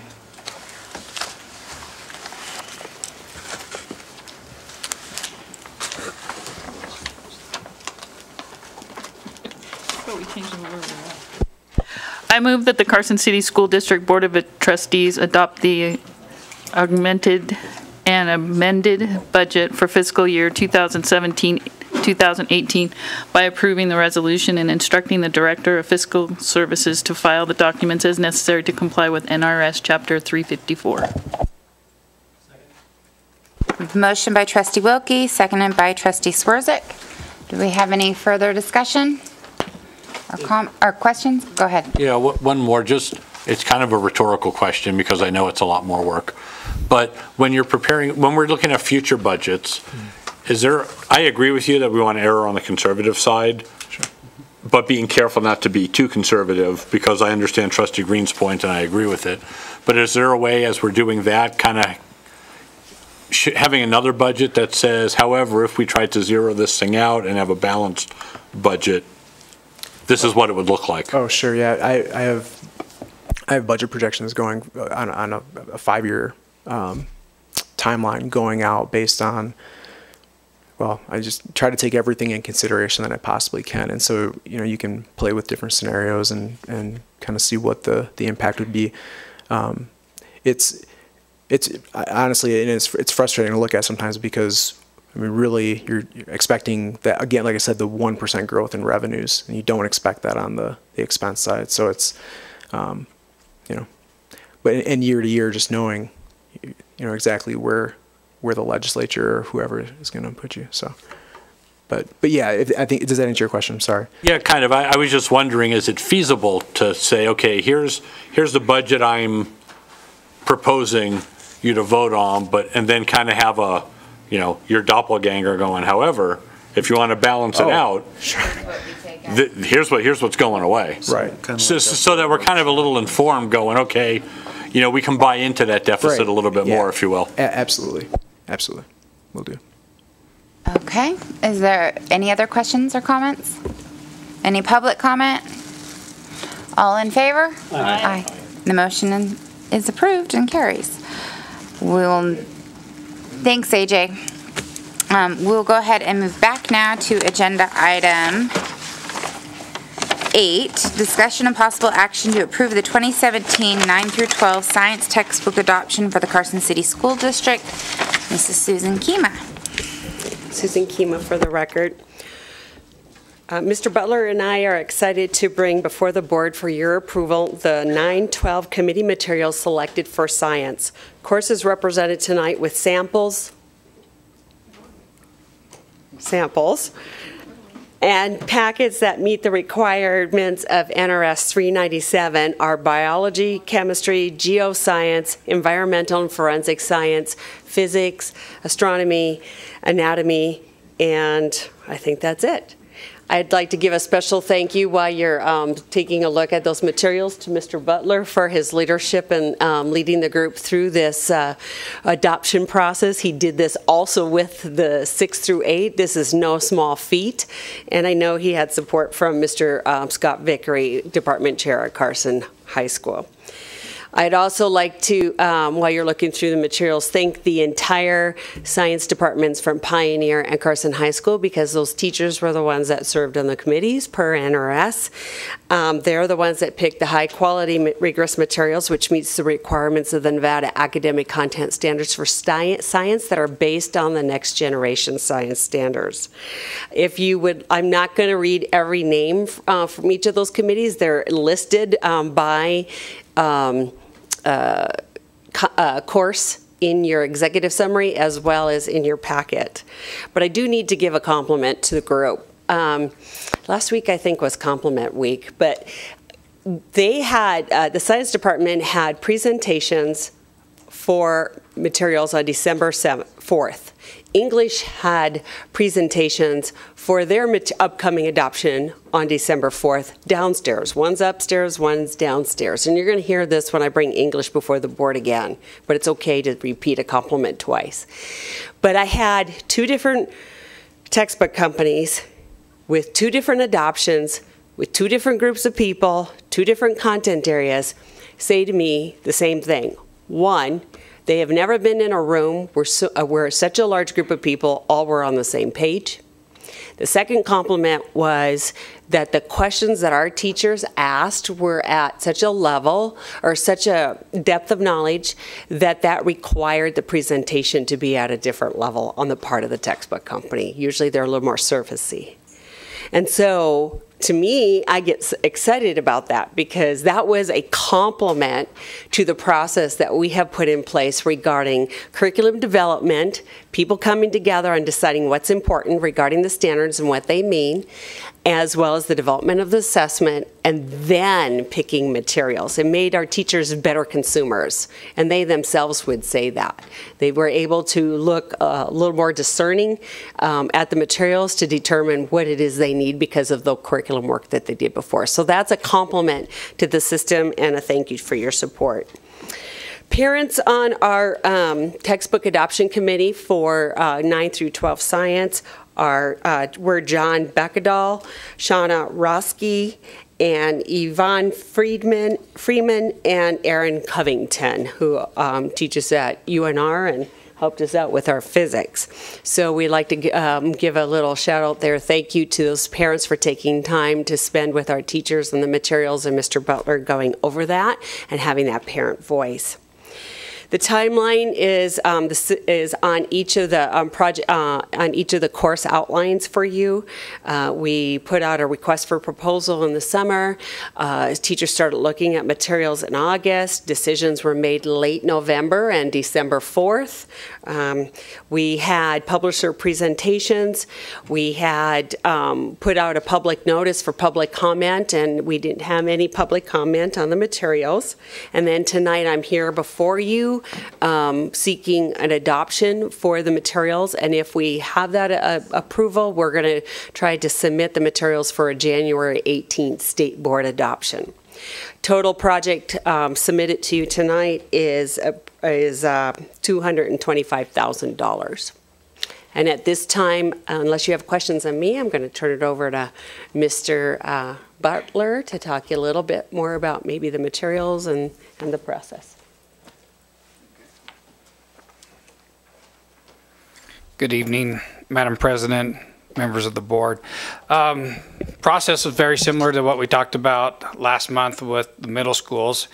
We started in September with reviewing the products and doing the rubric scoring for them, and then worked our way through the majority of the courses being like physics and astronomy. There's 1 or 2 teachers that teach it. So in order to get a textbook adopted that way, it's fairly simple to go through that.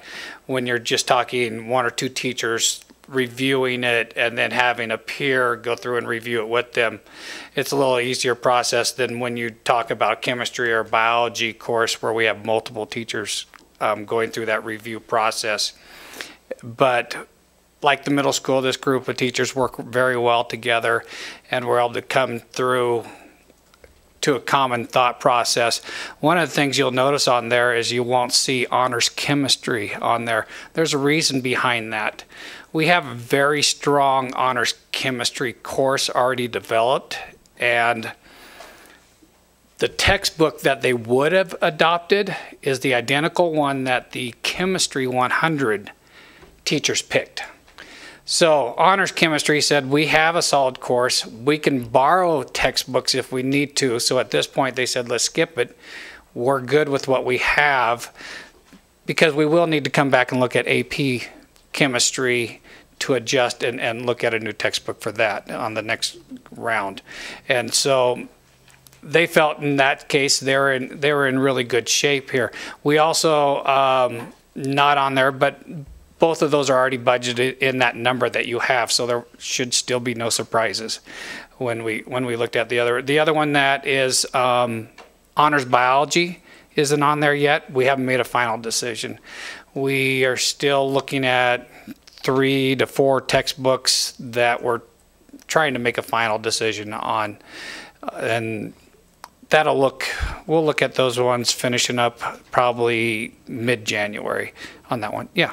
So, Mr. Butler, just to clarify, those textbooks, even though they're yet to be determined, you budgeted them in this amount of money. Okay, and my only other question is the same one I had last time. I assume these also includes kits for so hands-on these ones components don't for some? include kits like before. So these are what we did, what the teachers requested was to get a classroom set plus a few additional. So let's say biology, average classroom's 30 students in there. We budgeted for 40 textbooks and the online platforms that come with those 40 textbooks. So what the vendors are doing at this level is they're selling a bundle which gets you a textbook and an online version that goes along with it, which online is the online textbooks, it's resources, it's videos. And so there's that. So what they said was order us a certain number of textbooks. So we did that with the bundle, give you a rough number, say it's $130 for that. Then to get to rest of the students that we have for the online resources, we just ordered the online resource part. So a 7-year online resource at say $80 or $90 a student on that. Saves us money. They really just want the classroom set for when kids are in class, but they also wanted ones that can go home because we still have students who really prefer a textbook.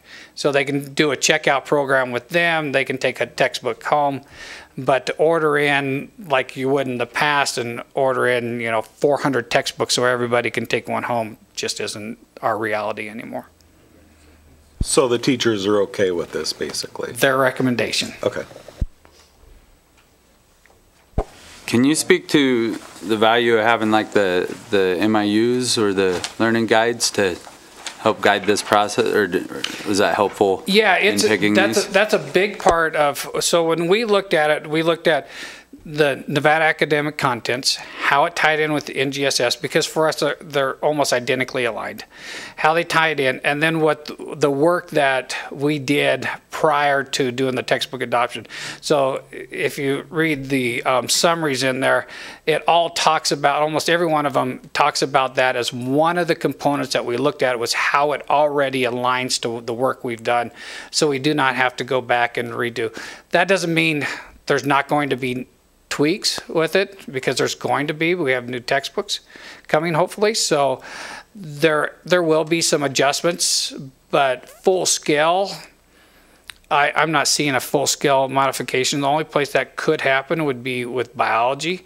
They looked at it and said, boy, we can really go a lot of different directions here from what we did before. So they have talked about going back and saying we can really realign this to more the Nevada academic standards and NGSS, versus where what they did before was aligned it more to the textbook. And now they're seeing how their system could really be improved by realigning more focused at the standards, which won't change as quickly as the textbook will. Yeah, that's what, thank you. The teachers realize the value to the hard work that they put in over these last years to lay that foundation in order to help pick these materials. Yep. Yeah, for the most part, they don't want to start over from ground zero and spend another 2 years doing it. I think this is the most books we've seen with a textbook adoption, so thank you to you and your committee. That's pretty impressive. And it says something about the curriculum that we have at Carson High. I never thought I'd be looking at a forensic science textbook that we'd have to approve, so that's quite a thing for your guys' department, so thank you. Yeah.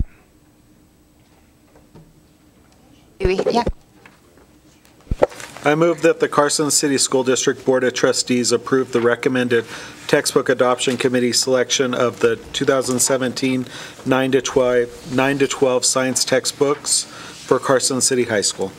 Second. Okay, well, motion by trustee Walker, seconded by trustees Swerzik, Green, and Cassiopo simultaneously. We'll go with Swerzik on that one for the record. Any further comments or discussion? Questions? Any public comment? All in favor? Aye. Aye. The motion carries. Thank you. The teachers will be pleased. And thank them for their hard work, too. And thank you, Mr. Butler, for your hard work. Yes. We'll go ahead and go on to agenda item 9, discussion and possible action to approve newly proposed Carson City School District Policy 912 Volunteer Program, second reading for possible action. Ms. Ann Sear. Thank you. Good evening, President Crossman, trustees. We last reviewed this policy and regulation at our last board meeting. There were no changes suggested. There haven't been any modifications made to either the policy, the regulation, or the volunteer handbook that was submitted in your packets at your last meeting. So I need nothing further from you than your approval and adoption of the policy and regulation. We are looking forward to implementing these and moving forward with making these materials available to staff on the website and streamlining the process further. Good. I'll make a motion. There are no further questions. I move that the Carson City School District Board of Trustees adopt newly proposed Carson City School District Policy 912 Volunteer Program as presented and approved December 12, 2017 as the adopted date. Second. Okay, motion by Trustee Creany. Motion by Trustee Creany, seconded by Trustee Green. And just a comment I would make on this is that last time we met, we had some discussions about the district making reasonable efforts, and I think the fact that our screening is already, the volunteer screening that this district already does goes beyond what the state recommends is evidence that we are doing reasonable efforts and doing more than the state. So that was just a little extra thing. Any other comments? And thank you for your patience and everything. These last two meetings have gone really long, and we've bumped you to the bottom. Perfectly so fine. We do appreciate fine. your much more important business. I don't well, we mind appreciate it. Thank you. Okay. Any further comments or questions? Any public comment? All in favor? Aye. Aye. And that motion carries. And we'll go to agenda item 10, discussion to eliminate Carson City School District Policy 815, software copyright, first reading for discussion only. Mr. Raymond Medeiros. Good evening, President Crossman and trustees. I'm here today to discuss the possible elimination of Policy 815 titled Software Copyright. I'm recommending that Policy 815 be eliminated. I believe the intent of Policy 815 has been absorbed into Regulation 218, titled Internet Safety and Network Acceptable Use, under the sections titled Intellectual Property Copyright and the section titled Software. And you guys should have a copy of that. I believe Mrs. Cortez passed that out to you guys in advance. I highlighted it for those two sections for your convenience.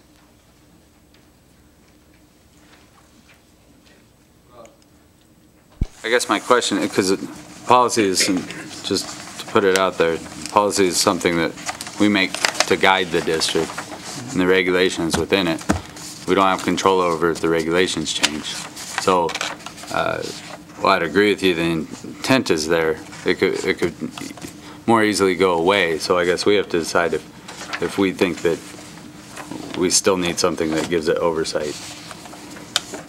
I will say too, Policy 815 was created back in 1985 and hasn't been amended since. So a lot of the verbiage within that policy is since really outdated.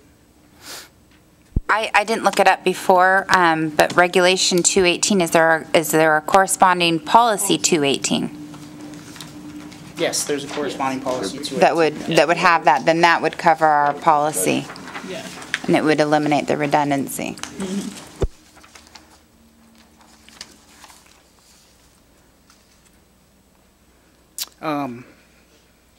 So with that, do you guys have any additional questions or concerns or? Any other questions? Comments, compliments? We'll pass them out. Go ahead. You know, I mean, as somebody that's had a job where I was looking at these regulations and policies, so it's nice that somebody's keeping them up to date. So, I mean, I know sites are going to appreciate having policies that are succinct with what's actually happening in the world and in their schools. And so, thank you for your diligence. No problem. This is a first reading, so we'll have to have you come back. Right. To actually eliminate it. You're going to bump me down the list? No. If there's no other questions, thank you so much. Okay, thank you. This policy was genius, though, not one mention of 5 1/4 inch floppies. Okay. Moving on to agenda item 11, discussion and possible action to approve a school performance compact between the Nevada Department of Education and the Carson City School District on behalf of Pioneer High School for 3 school years, beginning with the 2017-2018 school year. For possible action, Mr. Richard Stokes. Thank you, Madam President, members of the board. What you have in front of you for consideration this evening is a school performance compact for Pioneer High School. Pioneer High School finds itself in this interesting place. They are not considered an alternative high school by the current explanation and definition of an alternative high school, nor are they considered a comprehensive high school. Comprehensive high school would be like Carson High. It's one that offers all of the programs and all the different opportunities for students. But nevertheless, they're a school in our state that requires some measure of accountability. And so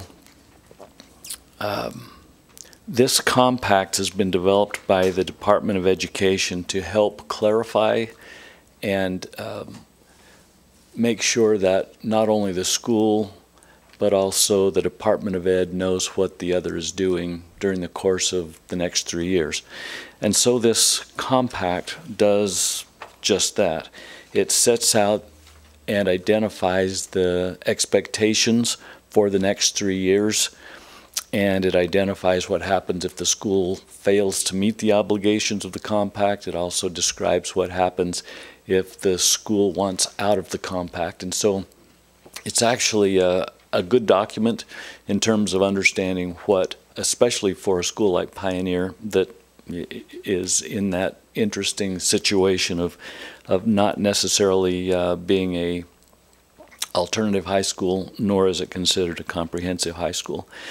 What it does do for Carson City School District is it provides an understanding that for the next 3 years there's a specific process that we as the governing body and that Pioneer High School has as the school for moving from one academic year into the next regarding what are the goals, what are the expectations, what are the things that are expected to be met and so forth. So I am recommending that the trustees approve this compact, and by signing it then allows us to move forward under the obligations that are stated here. And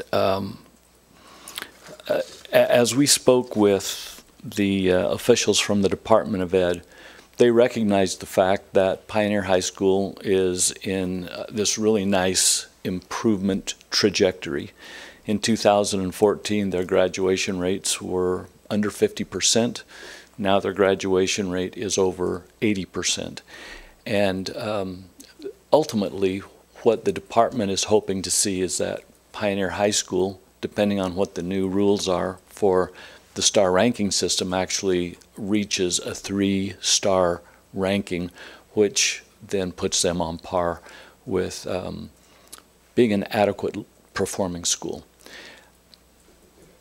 You know, when I was reading through this, Mr. Stokes, I'm trying to figure out what is the intervention. It lists like the 5 things. What intervention is Pioneer High School going to use? Pioneer High School qualified for an additional monetary support, and as a result, or being able to use that monetary support required them to select a vendor off of a state approved list. And so we are we're creating a partnership with a nonprofit organization to provide direct student services. So that's bullet number 4 off of this particular list. But however, I would also say that because of the work through Race to the Top, we have also enacted a variety of interventions and conditions that both the school and the district are agreeing to, and that probably as much as anything is responsible for the movement that you've seen so far at Pioneer High School. So that continues as well. So we have through this compact the ability to maintain that autonomy in working a school set of goals. You know, the really negative part of this is if we fail to do any of those things, Pioneer High School could be taken over by the state as part of the achievement school district. We do not want that. We're going to make every effort to make sure, and Mr. Zona and his staff are very committed to not falling into that condition as well. They want to be able to continue being able to make choices that impact their own school, their own students, their staff, and of course we want that as well. We want to be able to maintain the ability to provide support and resources that are available through decisions made by you folks, and also that are available through all of our very smart people. And if we didn't enter into the compact, could the Department of Education still make Pioneer High School part of the achievement and do that?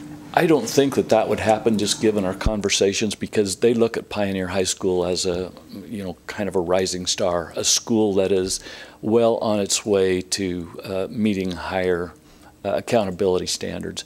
So I don't believe that they would be taken over, but I do believe they may come back with sanctions if they wanted us to make sure that we sign this compact. So I look at it as a way to continue doing what we're doing with the support of the State Department of Education, but more importantly with the support of district resources. Just if you were interested, the law is pretty prescriptive in what that process looks like, and it's a very limited number of schools that can be taken over each year. And so I'm not sure that Pioneer would rise to that level, but so the law is very prescriptive and goes through that process. Thank you, Mr. Walker, and I agree. Pioneer is way off of the bottom of that list, and so we're in a good place. And one of the things that it does do, in my opinion, is it prevents that takeover kind of condition by signing and agreeing to the compact. Question is, why are, it appears in this contract, we're using the 15-16 year as graduation rate. And we know we have 16-17 of a significant deal. And so we're going to use the very high graduation rate then as our as a starting point. This doesn't make sense. It seems like we're, not we, but it seems like the Department of Ed's a little bit behind in this. And I believe in talking with the director of this particular department that they have had some turnover at the State Department. They're anxious for their paperwork to get in order. So I think this was actually intended to have been done a year ago. I can look into that further, but I'm kind of anxious to move on and to get this part behind us, and we know that we're in good shape for the next year in terms of the 2017 grad rate, which we expect to keep going. It seems a bit of a hoop to jump through, but it's also maybe an assurance that we don't have to jump through a hoop in the more recent future. But it's because Pioneer was put on that list 2 legislative sessions ago, right? When they made the achievement. Come off of that list if you've seen the most recent list. So again, I think we're in pretty good shape, but we are being asked to do this. It was actually due several weeks ago. I asked for an extension so that I could get your approval. And I don't think they included the 16-17 results because there was no star rating to go with it that year. There were no star ratings that year.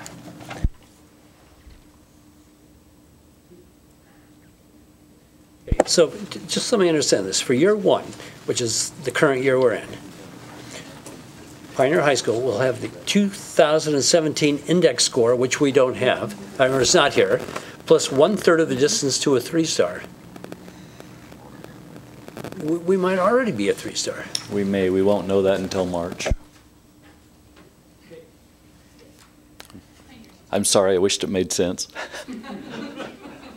But the good news is, since they put us there, we have that extra funding.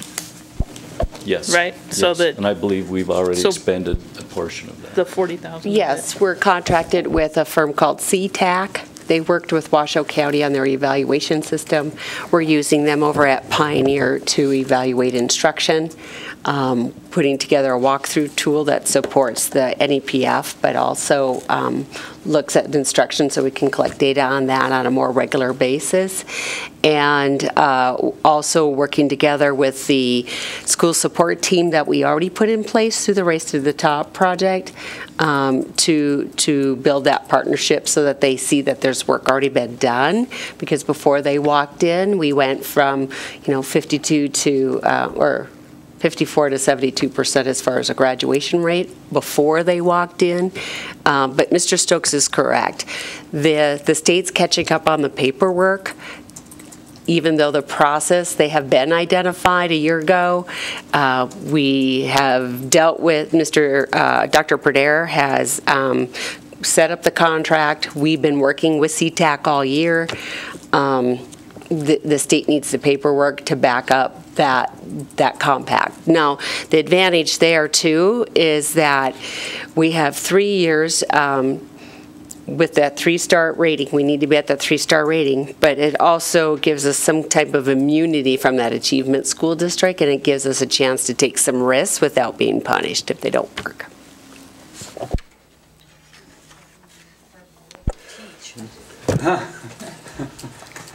If there's no other questions, I'm ready to make a motion. Yeah, go ahead. Okay, I move that the Carson City School District Board of Trustees authorize the superintendent to execute the school performance compact between the Nevada Department of Education and the Carson City School District on behalf of Pioneer High School beginning with the 2017-18 school year as presented. Motion by Trustee Swerzik, seconded by Trustee Green. Any further comments or discussion? Any public comment? All in favor? Aye. The motion carries. Thank you for your indulgence. Okay. Now we'll go on to agenda item 12, discussion on possible agenda topics for the next joint meeting between the Carson City School District Board of Trustees and the Carson City Board of Supervisors, January 18th, 2018, for discussion only. Mr. Stokes. Thank you, Madam President, members of the board. Over time, as we have met, I have reviewed some of the topics and have gathered some, potential topics that you might consider. And it was mentioned earlier tonight that our Cops in School grant is coming up into its last year, or maybe this is the last year. And so that could certainly be a topic that we would be able to discuss. I know Sheriff Furlong is anxious to talk about that. He would like to see that program continue, and I would as well. It's been very helpful for our staff and students, our families. Another item that we might consider would be, we have made a presentation to this board. Our Board of Supervisors might be interested in a review of the increase that we've seen in Millennium Scholarships, both at Carson High School and also at Pioneer High School. You will also remember the presentation that was made on our AP results, especially as it applies to a global perspective. That may also be of interest. And I know these are things that you have already seen and heard, but maybe not so much our counterparts at the city level. It was also suggested that our Board of Supervisors might be interested in knowing about any advanced programming that we have in our schools, and a few things come to mind. We now have a very fluid and effective GATE program in our school district. We have math offerings at the middle school level that are advanced to some point where we have heard of folks from other school districts seeking our school district as a place to come because of our math offerings. And of course, we also have other programs like our orchestra program, our engineering program, our advanced manufacturing, and so on. So those are just some things that I have written down. It doesn't mean that we have to do any of those, or certainly could do some combination of them, but this agenda item is intended for you to give me some direction so that we can put together a draft agenda, share it with the city, and then try to be ready for that meeting on January the 18th. I think because this is the January meeting and not the June meeting, I'd like to see, because we can't really discuss their budget in June, want to see if their library stuff is going to be totally funded, because we do so much outside work with the library, with the digitorium and the other aspects of that, to make sure that their funding is in place for their library and they're not going to have to drop any programs. And if they are, that would be good for us to know, because in June we might be able to add that component to our budget. So just want to make sure that the library's programs, especially the ones that we work with, especially that have done so much, are funded through their budget, and if they're not, so that this board knows and can look and have to fund them.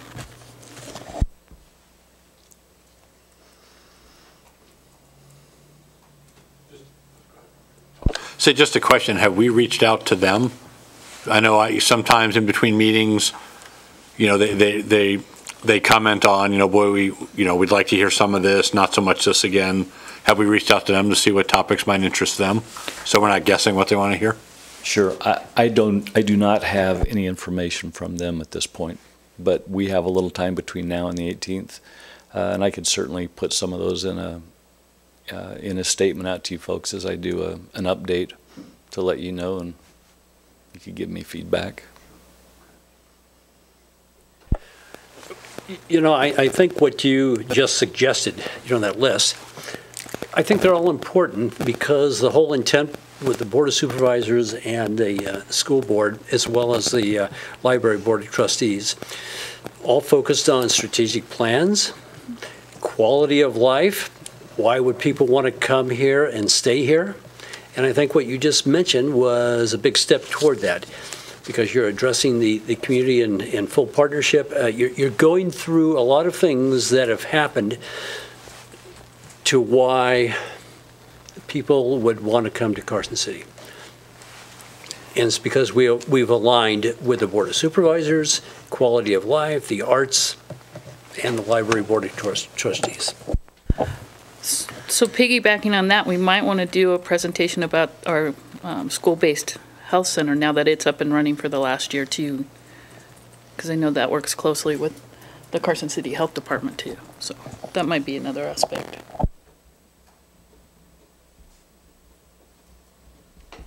And we've discussed projected growth in the city, and I know that your work with the City Planning Commission and the acquisition of the land in the Lampa Ranch area was very beneficial with them understanding our growth. Is that something that is going to be another issue that we should continue to look at for the city, is how will growth continue to impact the schools and that, or is that too lengthy of a I think we covered that really well the last meeting, so don't think the January. Yeah. So I don't think the January meeting, I think the January meeting really needs to be focused on fiscal, because we're both going to be working on budgets. So if there's programs, the programming that we're working together with, or, you know, we have MOUs with the Parks and Rec Department taking care of some of our stuff. We do the, you know, the swim meets at the pool and stuff. Stuff that's fiscally is what I'd really like to look at, so that we're bringing them up now, so that when we start having AJ put together our next budget, we know they're going to cut out one of the aides at the digitorium, or they're going to be closing the digitorium early so that they can't have family-led conferences there instead of the high school, because we had 4 times as many families go to the library for conferences than we had at the high school level than we had go to the high school. So it's those programming overlaps that are fiscally, I think, are important in January, because we're both starting our budgets.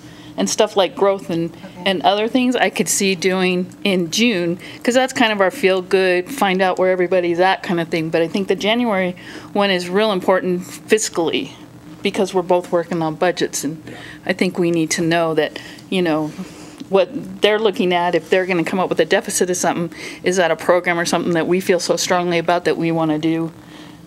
Just that kind of, that overlapping fiscal things, because we're both going to be putting together our budgets pretty quick.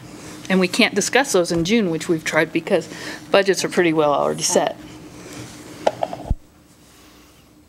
Can I add that when I go out recruiting, that when I tell folks that our school board and our city get together a couple of times a year, that is a great sell for us, that not many school districts and cities or municipalities or townships do that kind of thing, and especially for veteran teachers who have been around the block a few years here and there, they think that's a miracle. So I just thank you guys for continuing that. I think that dialogue is extremely important for our community. And I think you ought to bring that up at the Board of Supervisors meeting too and let them know that, because I think sometimes they think maybe it might not be. I think they think it's just as important, but it's good for them to hear. I had just a question when you talked about the pool, the community center. Do we pay anything for that, or is that something that the city provides for all of our schools as long as we schedule it in advance? So predating all of us, people in the community had this same sense of commitment to quality of life and working together. And because we're a relatively small place, we signed a joint use agreement with the city that allows us to use their facility and them to use our facility as long as there's not a conflict for either one. And we do that free of charge. It's wonderful. It's an amazing situation. I always thought just moving here 11 years ago, when I went to school, all high schools had to have their own theater, had to have their own pool. It was something really smart that Carson City did, where everybody can share that facility. And then we share our gyms with them for their rec programs and our fields. So it works. It's a two-way street, and it works really well. Would you guys, would there be any interest to, I don't know, say thank you to the first responders or to at least the Board of Supervisors for even, you know, in light of the accident and when they shut down streets for us to do that vigil, all that stuff. I don't know if we want to come up with something or just say thank you or however, but. I think it'd be nice, I mean, if we could, and you know, it's hard to invite everybody, but if we could come up with a small list of key first responders to thank them publicly, would be well-deserved and a nice gesture at a joint meeting. And if we can't get in the joint meeting, that's actually something we should do here too. Yeah. We should look at putting that as something, because, you know, they don't want to do it at that level, but I would think it would be really good for us too.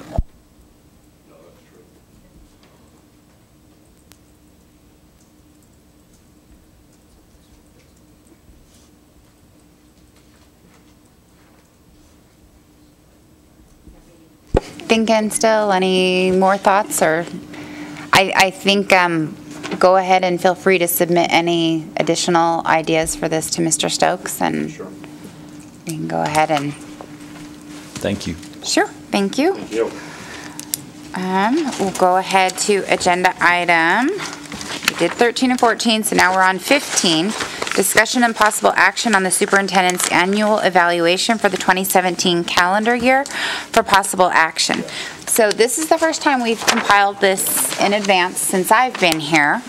And so I'm not entirely sure how you all want to do this. You'll notice that when we put an average because that was the actual average, and then we rounded it to find a marking for the rating. So I think some years we would round to do a rating, everyone all together.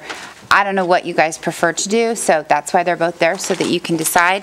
And I think what we'll do is we'll just go through, the comments are here, they're in the public record, but if anyone wants to highlight anything in particular, I'll just kind of summarize each section, and then you can make comments if you like. Does that sound like a good way to do this? So, I mean, can we agree that, I mean, averaging seems kind of a good idea for me, but I mean, I guess, should we settle on that before we go too far into the process? Okay. Sure. What do you guys want to do? I think that's what we've done. Or rounding. I meant to say rounding was fine with me. Okay. I thought that's what we did the last times, because I remember Trustee Contine saying, when you round, usually you round up in math, and I just remembered that comment. Mistaxation. So, okay. Yeah, I think that's why we've always done it in the past, in the open forum, where we've had everybody give their 1, 2, 3s, and then the president and Renee added them up and did it. So it's the same process, it's just not.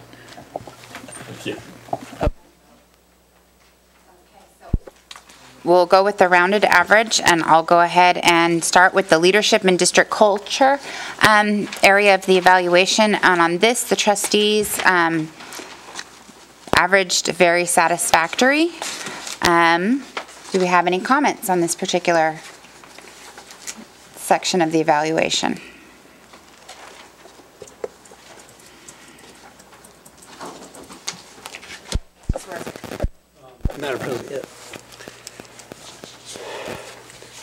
Okay, what's been submitted, okay, is a numerical evaluation and comments in each section. And I'd like to get something on the record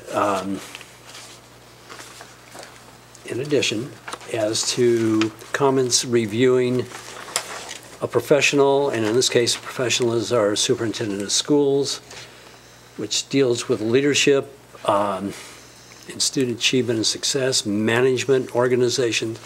So I'd like to do an overall, I'd like to do, just so I can get it into the record at some point. Okay.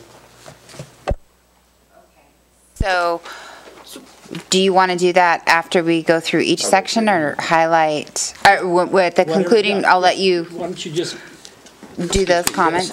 Okay. Yeah, just go through, and then I'd like to, take a moment to to share your comments. Okay. Okay, so on this leadership and district culture, the evaluation rating is very satisfactory. Does anyone have anything they'd like to highlight? Comment? Okay, go ahead to the next section, which is employer and superintendent relations. This also was very satisfactory. Is this how it was done in the other, because this is so different than what we're doing. I just want to make sure I'm doing this the way you want this done. If everybody would feel better because of the way that we've done in the past, if you want to read your comment and your rating, that's fine. Or if you just want to go, I think this is fine. If you want to just read. And if I mean, I'm just thinking if there's something anybody feels strongly about, then they want to, the comments are a part of the record because this is the record. But if anybody wants to say anything they feel particularly passionate about under each section, we could do that during this time too. My impression was that we were going to just skip to the end and give a general comment. If that was mine, because we put it all in there. Yeah. Okay. I mean, I'll sit here, but I thought the intent was to not sit here. Yeah, I'm just trying. This is totally new, so I'm just kind of. So we're trying to get a feel, so everybody feels like it's okay for her to go through it, and then we'll comment at the end. Okay. And then for the public, this is a public document. It is on the website if you want to see our comments and our ratings. Okay.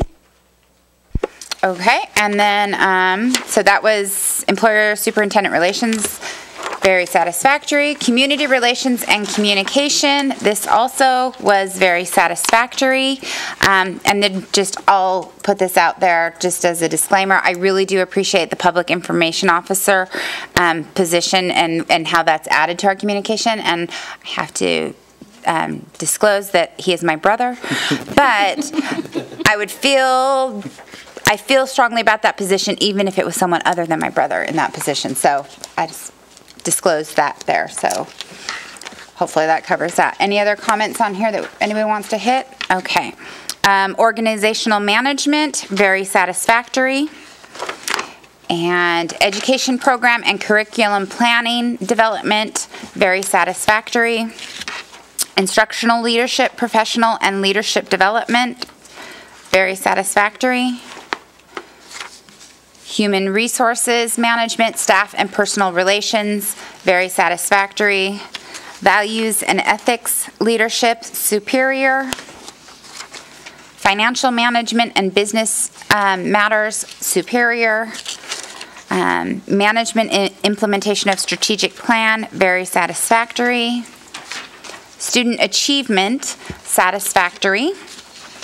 And the compilation of totaling it and under the scoring system that we established, whether it was the rounded average or the average, it ended up both falling in the very satisfactory range.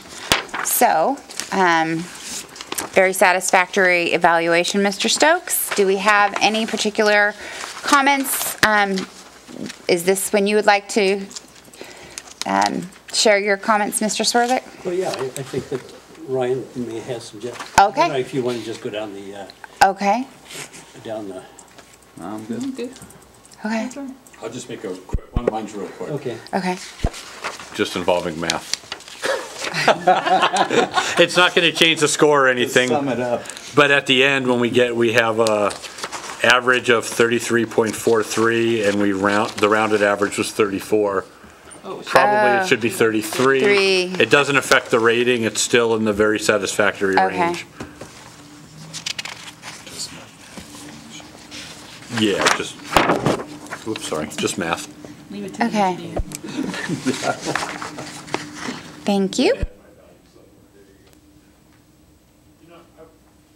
And I just want to say, Mr. Stokes, obviously there's a lot of teachers and parents that kind of have a direct line to me, and there's been a number of issues that have been brought to my attention and I've, brought to your attention. And so you've always been right on the ball and you've handled all those issues professionally, and so I thank you for that. And Mr. Stokes, I just wanted to add too, I know we've said it before, but just to piggyback on Mr. Walker, I think we can talk about student achievement and all that stuff, but just in terms of overall representing the district, I think you do it really well. Absolutely. Have an exceptionally high moral compass, if you will. I just think you're an ethical person, and it really is a pleasure to be on the board and to work with you as part of the school district, so thank you. I'll add to that, and basically I kind of put it in there a little bit. As a parent and continuing as a school board member, I love seeing you everywhere. Sporting events, band concerts. You're giving up a lot of extra time, and really appreciate that. I enjoyed that. Okay, Richard, and I want to get this just on the record here. This is not only over the last year, but over the last 6 years, but we're focusing on this year's evaluation. But the performance is still based upon student achievement and that's success in life. As the superintendent, as we go back and into this year, you stayed right on target with the vision. It's a shared vision of the community. It's not just Carson City. And that shared vision, our community empowers tomorrow's innovators, leaders, and thinkers. Pre-K through 12. And how do we do it? In partnership with the community. But you stayed with it, the refreshing of the strategic plan, the involvement, it was always open to a lot of people, and now we're still with some goals that you've stayed with. Exceptional teachers and staff, engaged parents, healthy generation of students, curriculum that matters, and community in full partnership. But again, you as a professional, leadership and management, you created the environment for this to happen. I mean, you didn't single-handedly do it, but you created an environment for teachers to rise to the occasion and our community to rise to the occasion. And the results, even in this last year, after years, the Learner Center model, which is targeted at all students. We all know that 20% of the students, probably in any school, are probably independent learners and can teach us. They don't need this. But we got 70% who could be there if they were given some guidance. And that's what the Learner Center model did. It connects teachers, students, parents, and community partners.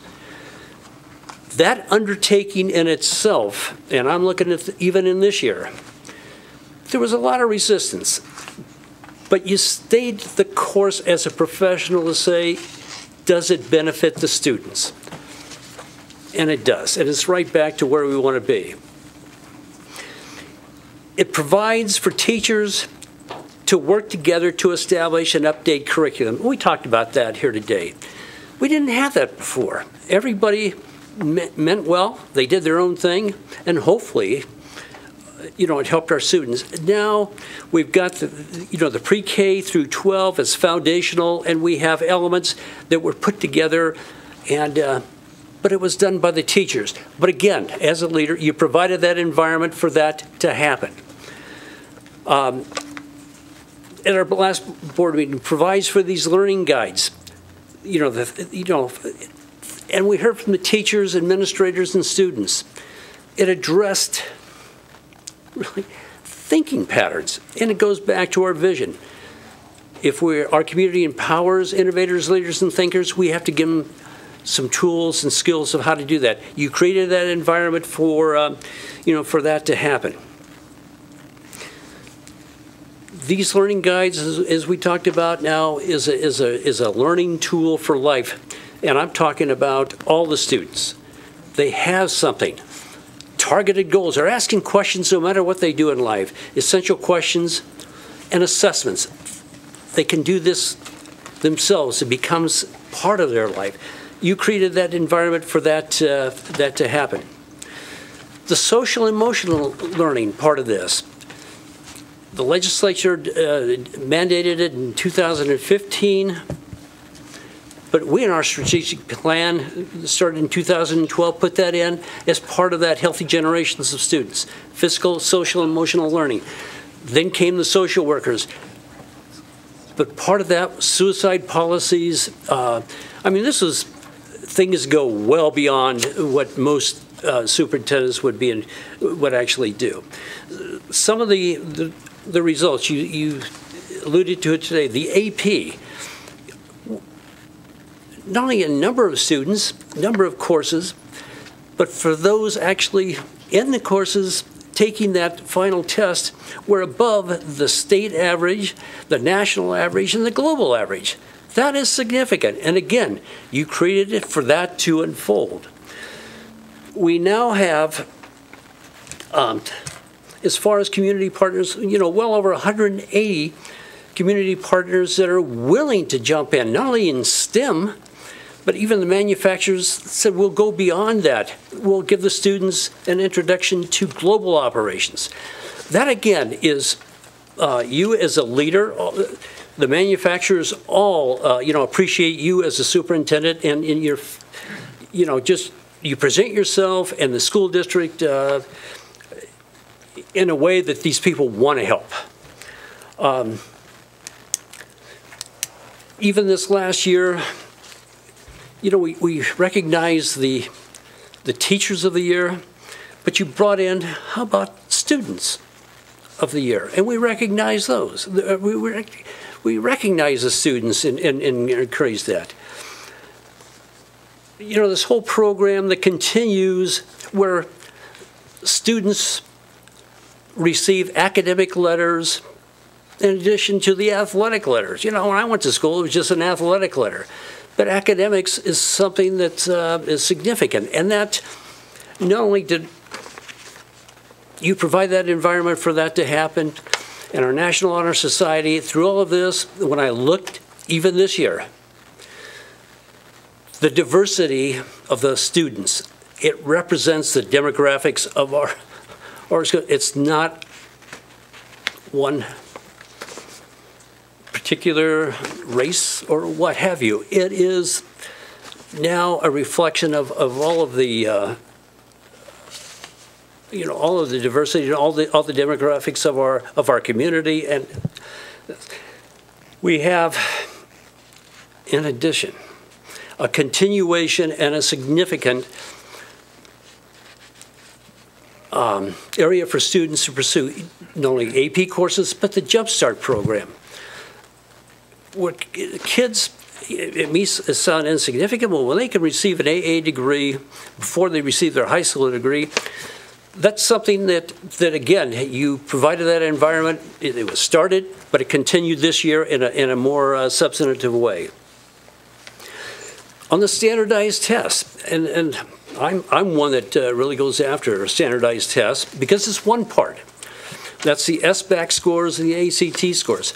We're not there yet, but because of the Learner Center model, we're now having 2 of our doctoral students that are going into this. They're starting with the ACT,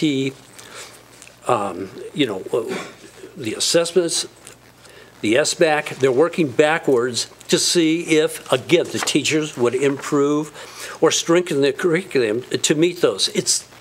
But that environment, it's not stopped.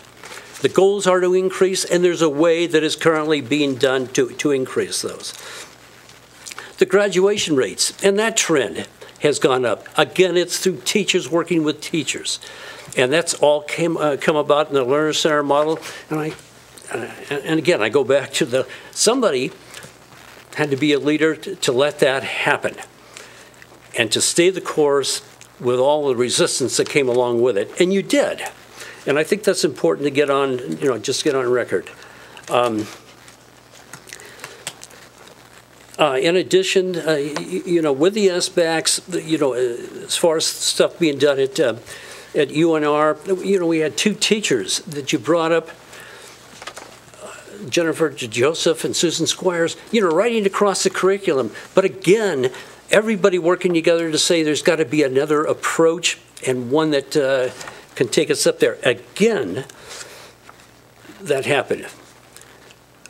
One thing with teachers, parents, and others, you did it this year as you've done in the past. You have an open door policy that anyone can come in and talk to you.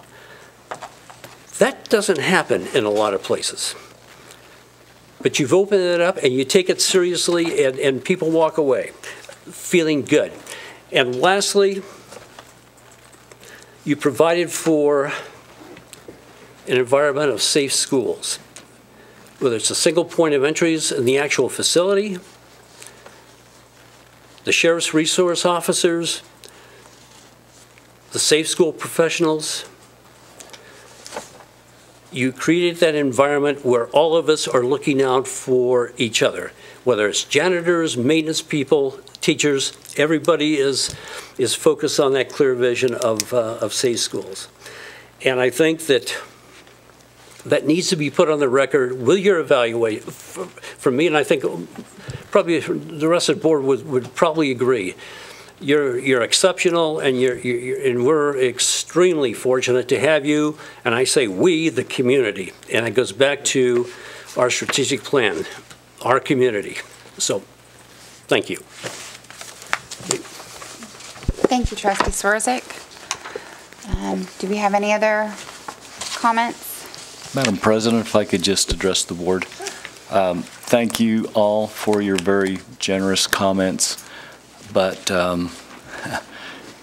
I am so lucky to be surrounded by really smart people who have tremendous work ethic and who are dedicated like no one I've ever met. So my thanks to all of them. They truly are the brains of the outfit, and appreciate their support and their continued understanding. I want to say thanks to my wife too. She's probably watching. And she's a tremendous asset in my life. My family has, over the years, given of me, I guess, for to do the work of the school district while, doing without themselves. And I just want you to know that I appreciate their sacrifices on my behalf. I love what I do. I love our school district. It's a great place to live. I appreciate rubbing shoulders with you folks, really good people who have the best interest of our students at heart. And I appreciate your support. Thank you. I'm looking forward to a continued great relationship, and just want you to know that we have lots on the table. We have a lot to do, and we're planning to carry on. So thank you. Thank you. So this is an action item. I'll make a motion. Okay. I move that the Carson City School District Board of Trustees deem the overall rating of Mr. Richard Stokes, Superintendent of the Carson City School District, to be very satisfactory for the 2017 calendar year. Okay. Motion by Trustee Green and seconded by Trustee Carini. Do we have any other further discussion? Any public comment? Oh, go ahead. And I want to say thank you again to Stacy for streamlining the process, and I think making it a much more humane and professional dialogue that we've had tonight. And just as an aside, I think Mrs. Stokes would also like to thank you, Stacy. If we have any other, if there's no other comments or public comment, all in favor? Aye. Aye. And the motion carries. And so before we leave that would be something else if you guys want to give some feedback, if this was better than the others, if there's something we want to change, let us know. It's a working document, so something to, because it was a big change. And I appreciate you all helping us through that and trying something new. I know it's hard sometimes to do change, so I do appreciate it. Trustee Wilkie, I vote yes. Okay, we'll go ahead and move on to agenda item 16, approval of consent agenda for possible action. I move that the Carson City School District Board of Trustees approve the consent agenda as submitted. Motion by trustee Cassiopo, seconded by trustee Swerzik. Any further discussion? Any public comment? All in favor? Aye. Aye, and the motion carries. And agenda item 17, informational items for discussion only, no action will be taken. Does anyone have anything they'd like to ask questions about with informational items or point out? Okay, read them on your own. And we'll go on to agenda item 18, requests for future agenda topics. Trustee Green. I think Mr. Cassiopo had done it last meeting, but since it came up again in the budget, I think we need a bus study. I think there could have there could have been even something really basic presented here tonight. I didn't want to derail a budget, an amended budget of $64 million over $105,000, but I thought it was in a little bit poor taste to not even have something tonight after the discussion we had. But so I think a future agenda topic that handles that, maybe for all vehicles.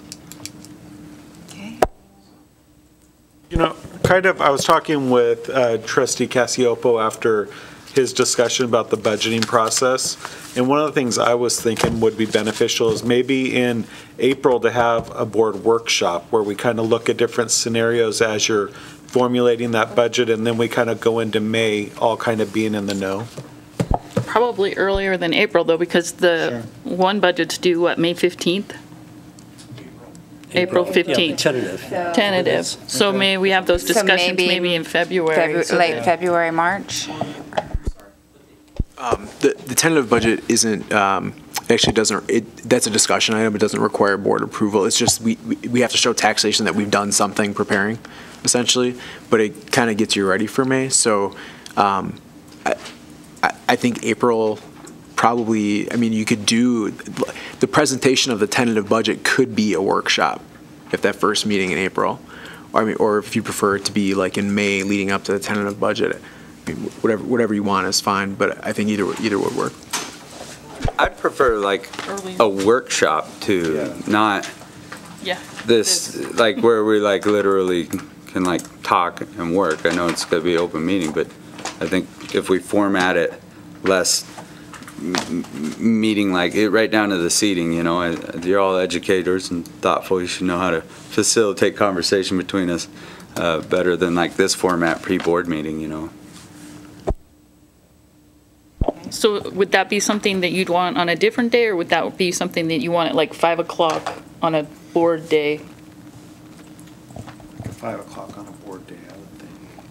5 o'clock on a board day? Either's fine with me. Yeah, I think it's more convenient to do it on a board day if that works for everybody. And then when do we start putting together next year's calendar?